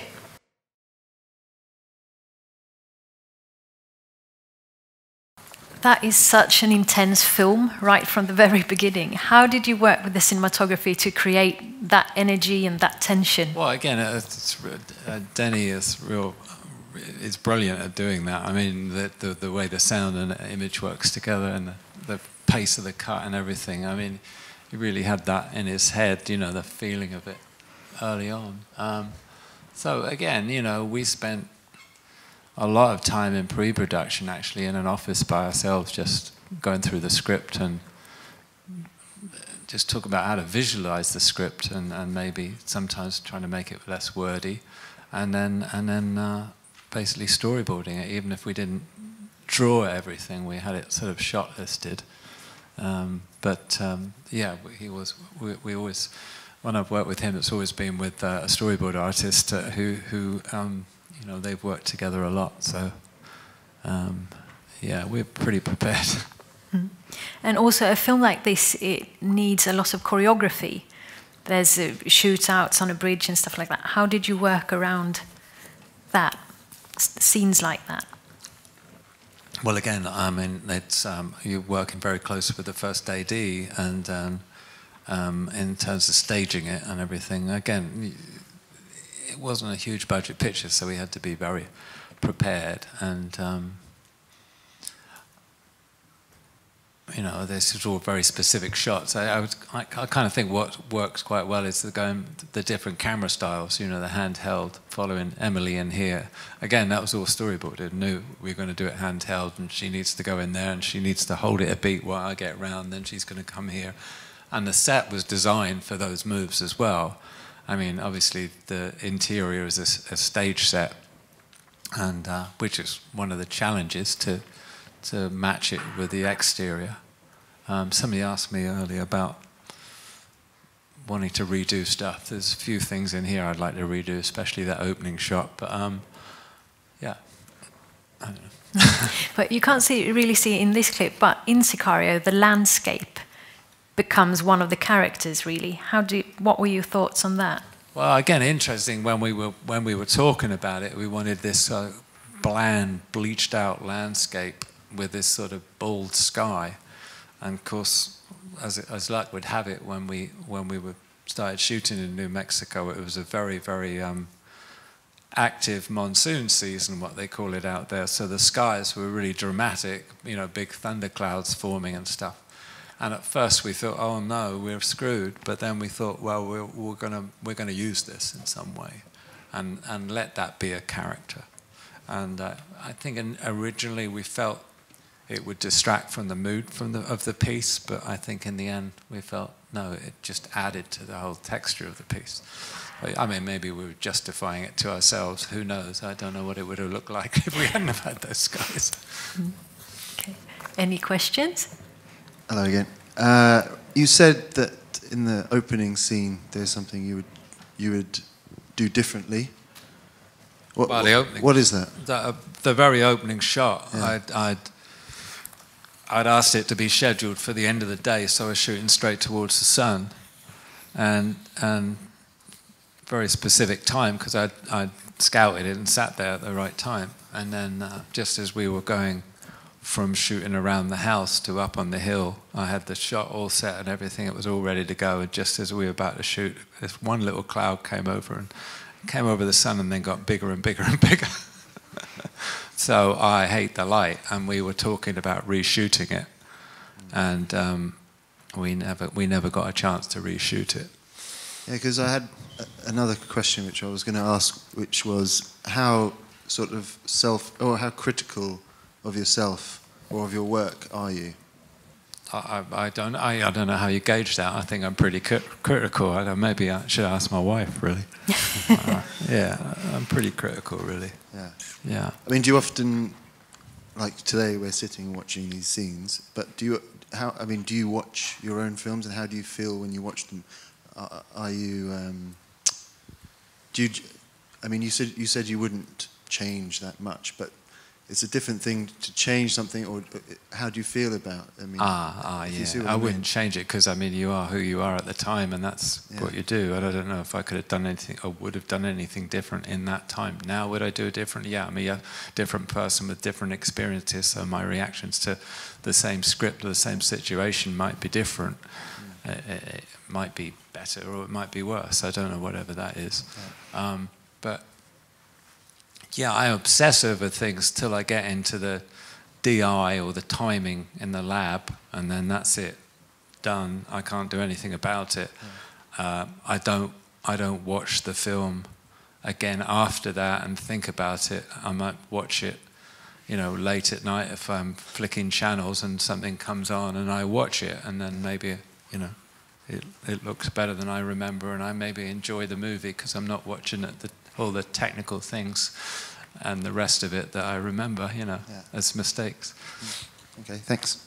Hi, this might be a naive question, but quite often there's like young new directors and DOPs that push the envelope in the industry, but you have such a diverse kind of body of work and amazing body of work, and then I wonder where you get your inspiration from for color grading or like a look for a film, because this one is so kind of fresh and new, and you might think that this would be like a new. It's amazing, but like, how do you, for the color grade for Sicario, or like the look of it, what inspires you? The look doesn't come from the color grade. I just want to point that out. I don't really do much grading, other than changing the contrast a little bit and the density. I don't do much grading. I do windows sometimes if I want to bring a face out or knock a background down a little bit, but I don't. The look of a picture is not found in the color grading. You couldn't do. I mean, I started on film or shot film for 40 years, so that's the way I still work. Digital doesn't matter. It's a capture medium. It's not something that controls the look of the movie. Yeah, I'm not saying it's in the grade. I'm saying that you're so updated in a way. Like, you would think that you make something in the 90s, it looks amazing then, and now you make something 2016 looks amazing now. Got to move with the times, haven't you? Yeah. I don't know. Do you look at other photographers or like paintings, or where do you find your inspiration? All the time. But I mean, like, I often go back to the same sources of inspiration. Like, we were in Oslo just a few days ago, and the first thing we did when we got to Oslo was go to the Munch Museum, who's my favorite painter, and we were there a few hours. There's some favorites that are my inspiration, but there's very, obviously there's contemporary work as well, but I mean, you get your inspiration from here, there, and everywhere, and just walking the street, just walking around, the dockside here or wherever, before this, we just went to that photographic exhibition of horses, horses, whatever it's called. I won't say I liked it, but it was still inspiring. Thanks. I think it's me. Hello, here. Oh, there. Speaking of Munch, and I'm thinking expressionism, and I'm thinking this shot with the back of the head that we just saw, and it made me wonder how interested you are in investing like symbolic meaning into the way you frame things, and like secret content to be interpreted as some kind of. Do you understand what I mean? Yeah, I do. I mean, but again, that's very, very much the director. I mean, sometimes I'll say, "Why don't we shoot the back of the head?" But and why don't we push in? You're trying to create a certain feeling of pressure. That's what Denny would always call it. I want to create pressure on the character. I want to feel pressure. So you get that sense, that tension. Something's going to happen. And it's deliberate, and then the music comes up, the soundtrack comes up as the camera pushes in.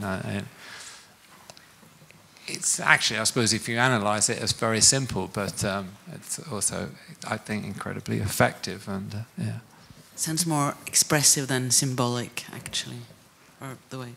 Yeah, I don't know. What would you mean by symbolic? I'm not sure about that really. Well, this morning, for example, we were listening to Sophia Olsson. She said, "I pull out to create this feeling of entering the tunnel." In that, there was kind of symbolic value in the camera gesture. Right. And, I know the shot you're talking about. Yeah, I think we saw it earlier. But yeah, that kind of symbolic content. Yeah. I mean, I think that's using the word symbolic, kind of a bit loosely. It's not symbolic like the shot of Tim Robbins coming out of the jail and standing in the lightning and the rain and going, I mean, that's symbolic, right? I mean, I don't know. It's all about levels of symbolism. Thank you. One last question before the panel. There. I have one just general question. Roger, for most of us in this room, you're a huge cinematographer hero. Who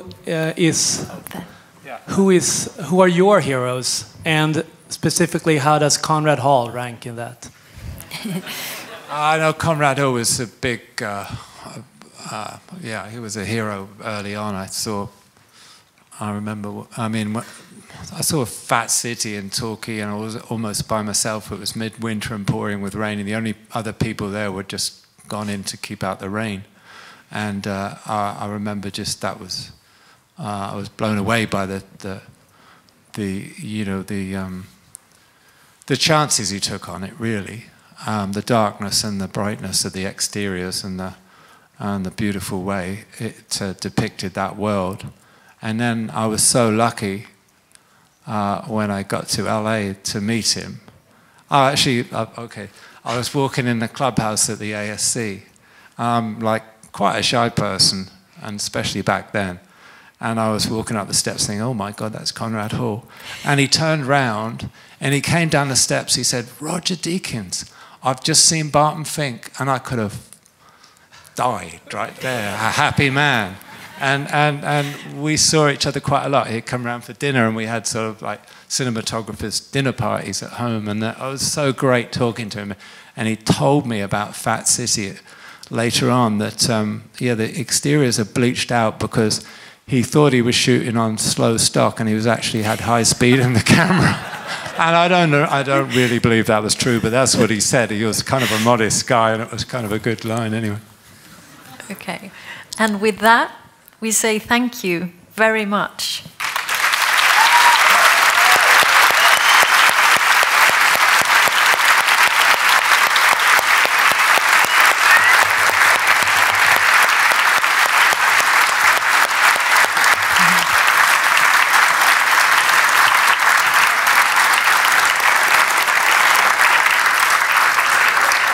And for those of you who still have questions, there is a forum on your website, rogerdeakins.com, where you sometimes answer questions and where there are discussions with other cinematographers as well.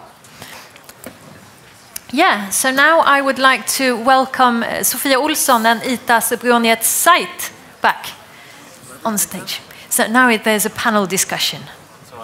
Yes, you're in it.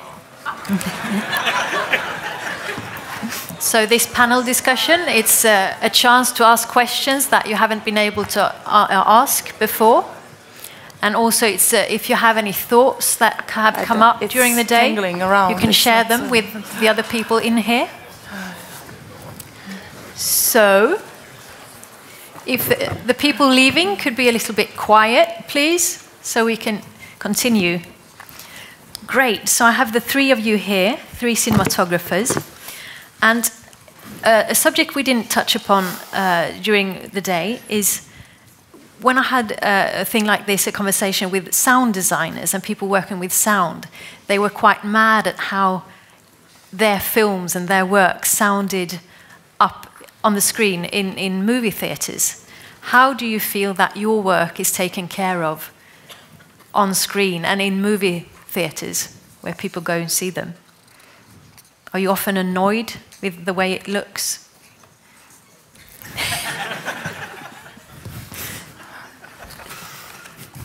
Who wants to go first? You're nodding. Okay, yeah, I went to a film festival, which I won't mention, and I watched a film I'd shot, and it was maybe 2 stops under projection. And I think this is a film festival. And then I went to the Academy once, and I will mention the Academy. And same thing happened. I watched my own work, and it was dark, really dark. And I know it wasn't the print, because I'd seen the print in a theatre, and their theatre was off. And I just, yeah, sometimes I think, what are you thinking, you know? What do you two think? Well, I mean, of course, it's frustrating when you're preparing a film, and then everywhere you go, it looks kind of different. So you don't really know how it's going to look like, and I guess it's the most often it's too dark, especially in old cinemas, and then sometimes it's too bright and has no contrast if it's like in 3D cinema and they don't change the settings on the projector. So, I mean, I don't know. It would be nice to have some standards, but I don't know how much is that, is that possible in a way. And then you get a Blu-ray like the one on Shawshank, yeah, which I never timed. That's I'm way off. What do you say? No, I just agree, and especially with the 3D theaters, that can be really frightening, actually. When it get areas that are completely burned out, if they haven't changed the. Where do you see cinematography going? Do you see it going somewhere? Do you see trends that are going on?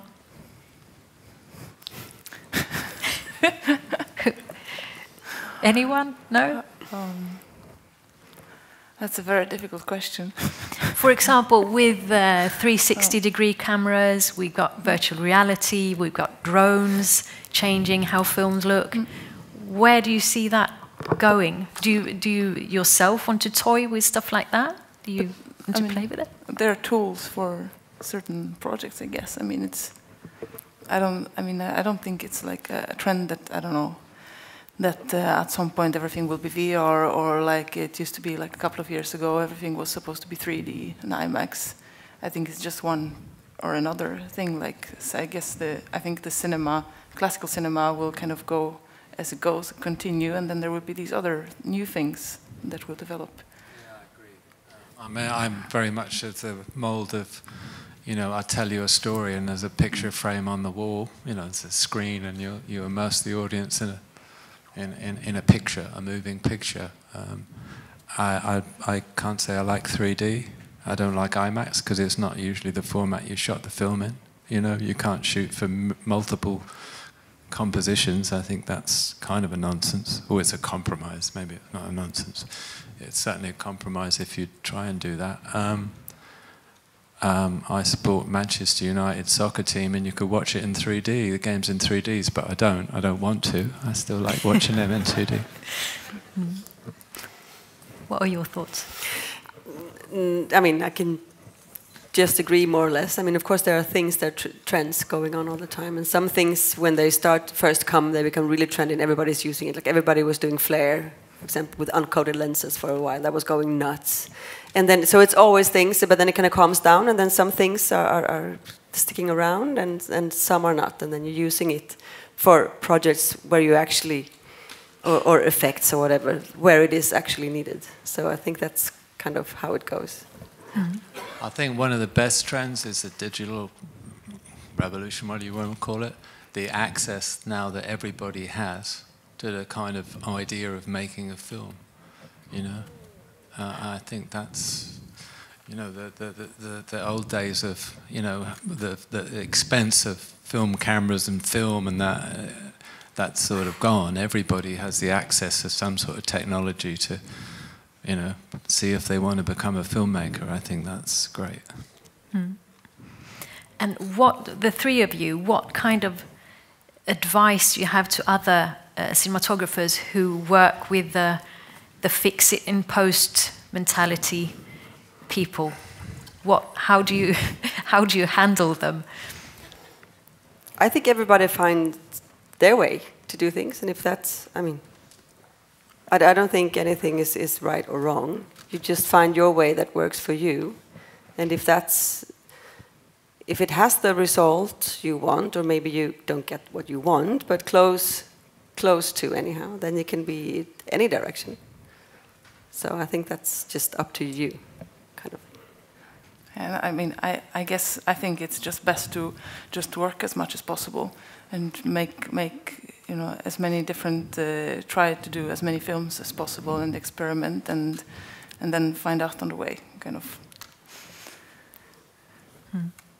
And on your level, do you still meet directors that want to fix a lot of things in post?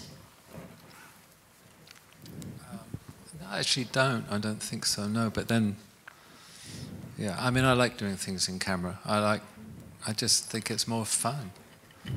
Yeah, you can do a lot of things in post. On the other hand, I think the you know, digital technology is fantastic, and that it allows you to do something on a small budget film that you wouldn't have been able to afford. You know, multiplying extras in a battle scene, or you're on a location that's not totally period, so you paint things out so you can use that location, or, you know, I mean, the possibilities now are fantastic. But I don't like the idea of fix it in post. It's like I reacted to that question earlier about, you know, finding the look of the picture in the DI. I think that's kind of ridiculous. As I think, you know, finding the picture in the cutting room is ridiculous to me anyway. But then that's just where I'm from. To Roger. What did you feel and think when you got the manuscript for the new Blade Runner? I had to drop another Blade Runner. And do you feel some new pressure from the old film to create this hopefully new masterpiece? Not myself. I felt very excited, but also full of dread. And then I realized that I couldn't say no to it. One, mainly because it was Denny and I'd worked with him twice and had good experiences. And two, because I hadn't done, I mean, I'll say this before, I don't like science fantasy. I don't like films that are just, you know, imaginative, sort of, kind of pseudo science fiction. So to do something that was definitely set in a futuristic world that had some sort of something to say about, you know, being human. Yeah, I couldn't say no, but yeah, I mean, the pressure that obviously is on that film is pretty, yeah, high. Thank you very much. Here. I have a question to you all. What are your thoughts on the horror genre? And I, for myself, tend to come back to an old 60s horror film by Robert Wise called The Haunting, which is a beautiful black and white scope. Very moody and a lot of shadows and things. Do you like horror films, and do you have an example of a horror film you like? I actually want to watch more horror films, I must admit, but many, I mean, The Witch, for example, I'm really curious on seeing that film. I've only seen the trailer, and that is really something I need to catch up. And I think also, I mean, many of the classic, I mean, The Shining, I've seen, of course, but I mean, more of those kind of films, because I'm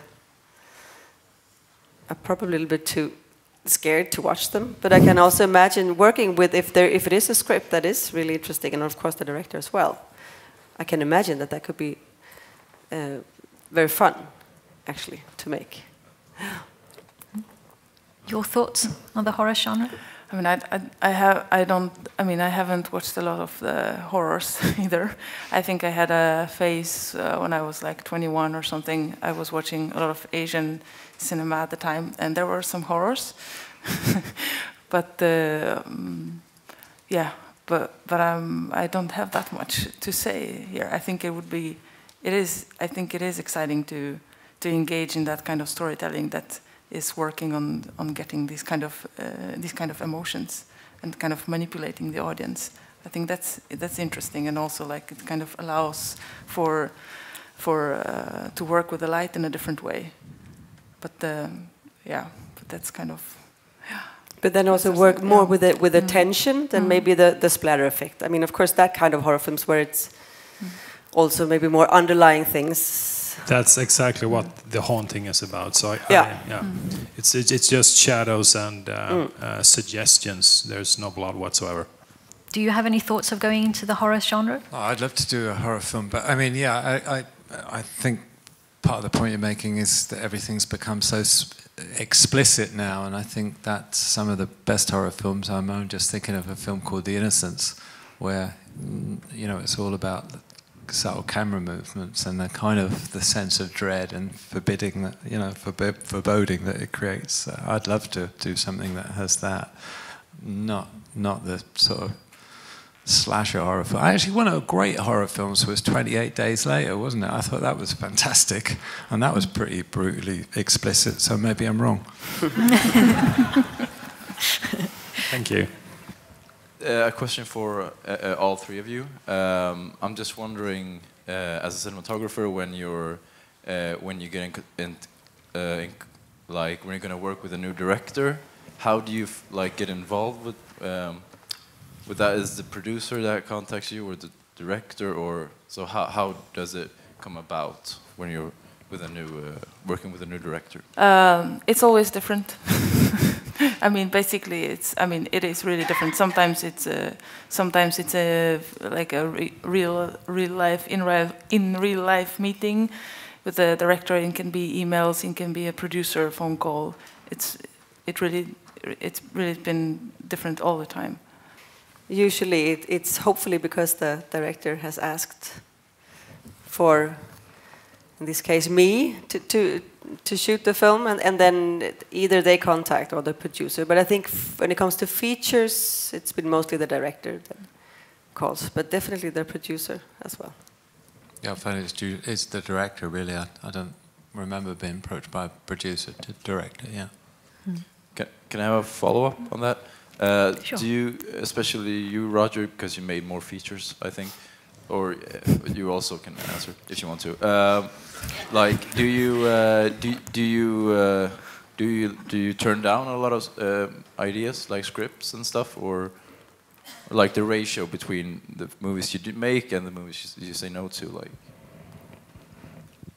I don't know about a lot, but yeah, I mean, I read a lot of scripts, and some, but definitely not for me. But it could be various reasons why I might, not follow it up. I don't know about, I wouldn't use the word turning it down, So a lot of the time you're just sent a script and asked if the agent would ask if you're interested.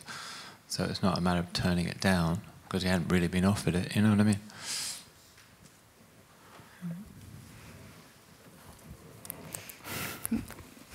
Well, I don't know if with the amount of features I've done, it makes sense to speak about ratio. But I mean, I haven't even been thinking about it. I don't think it's that many really. And it's always different circumstances. So it's not even always like based on the actual script. Sometimes it's timing. Like in my case, it's mostly timing. Yeah, same. Thanks. I would like to ask. I've had different definitions about cinematography, and I would like to know your own definition for cinematography.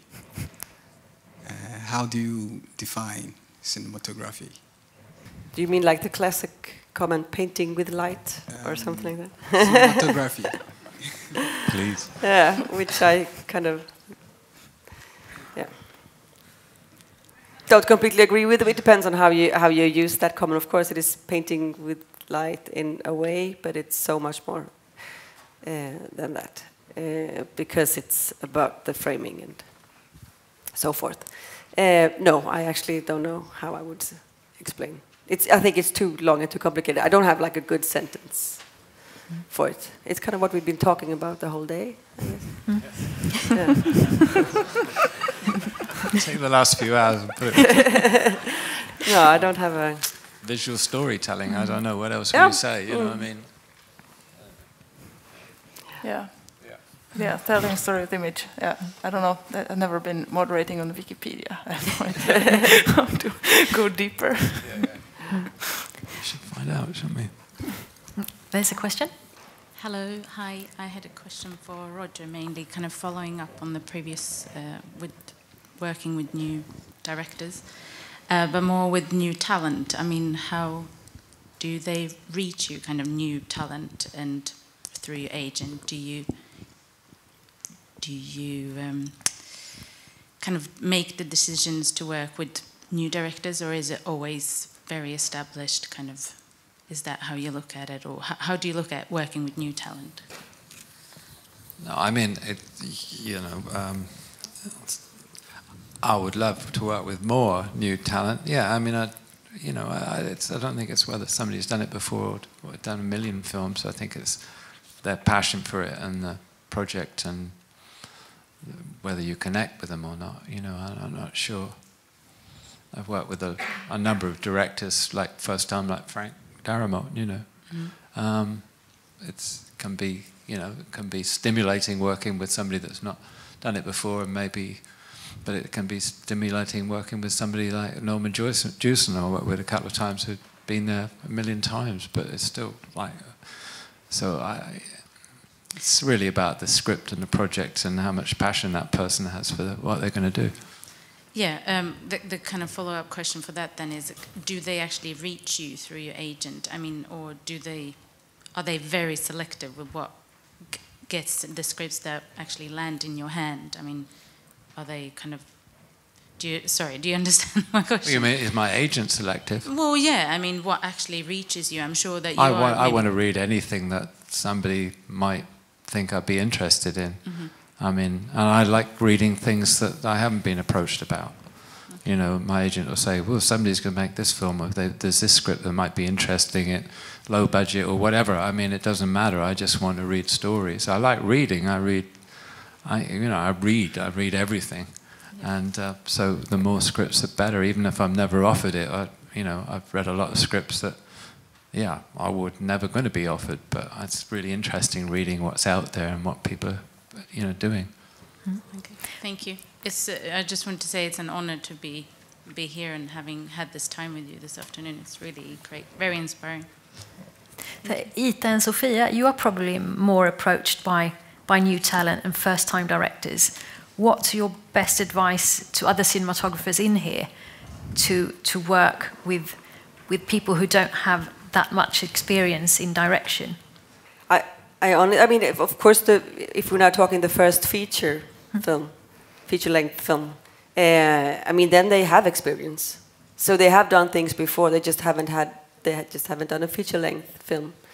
So they're still experienced, and you find a dialogue, and then I think for me it's more or less the same way of working, but it's just maybe I can be supportive in a way in some situations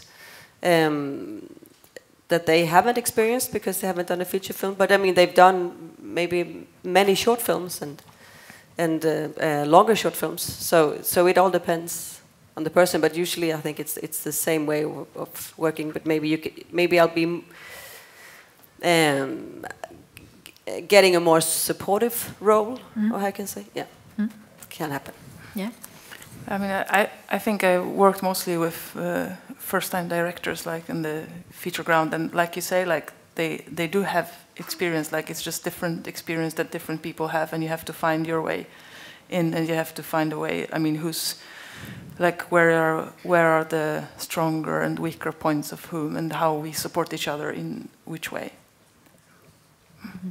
Yeah, I mean, absolutely that. And I think, but also, you know, if somebody's going to direct a film, they've obviously got some passion for the script, and they must have some idea of the feeling they want, even if they might not know one end of the camera from the other. It doesn't really matter. They have a feeling they want to get from that script. They have something to say, or, you know, and that's what you help. You know, the unexperienced director or the most experienced director, that's what you're there to kind of help bring out. So, I mean, that's what you do, yeah. Sophia, in Sameblod, you choose to leave some room at the back of the head instead of in front, where they're looking. And I'm just wondering, to all of you, what one could tell with that. In what scene, sorry? No, I'm sorry. Or Sameblod. Yeah? Yeah. You left room in the back of the head instead of you're cutting their view and what they're looking at. Like in general, or? And I'm just wondering what you're trying to tell, what feeling you're trying to evoke with that. I'm sorry, but so that I'm framing like this. Ja, luften framför blicken istället för alltså att du klipper luften framför blicken. Och, like this? Ja, exakt. Yeah, exactly. But in general, or are you thinking about a specific? No, just what effect you think that might have. No, okay, when I've done that. Yeah, exactly. When you're doing. I'm getting tired. I haven't eaten. Yeah, like for example, in the first scene when they are having the argument, the sisters, it's mostly on her. There was just something that I liked about it when we were rehearsing it, of just feeling the pressure of her pressuring her sister, but also in a way having her herself being pressured into the corner, and then just feeling the space and the light behind her, and just somehow it just felt more like she was in the darkness, and I liked that it was still the light behind her, but she was in the dark and not having the light in front of her. That it felt more claustrophobic in a way, and that is kind of, I think, the feeling that she is in at that point when she just has to leave. Yeah. You being hungry is the cue. It's 6 o'clock. Thank you so much. Thank you.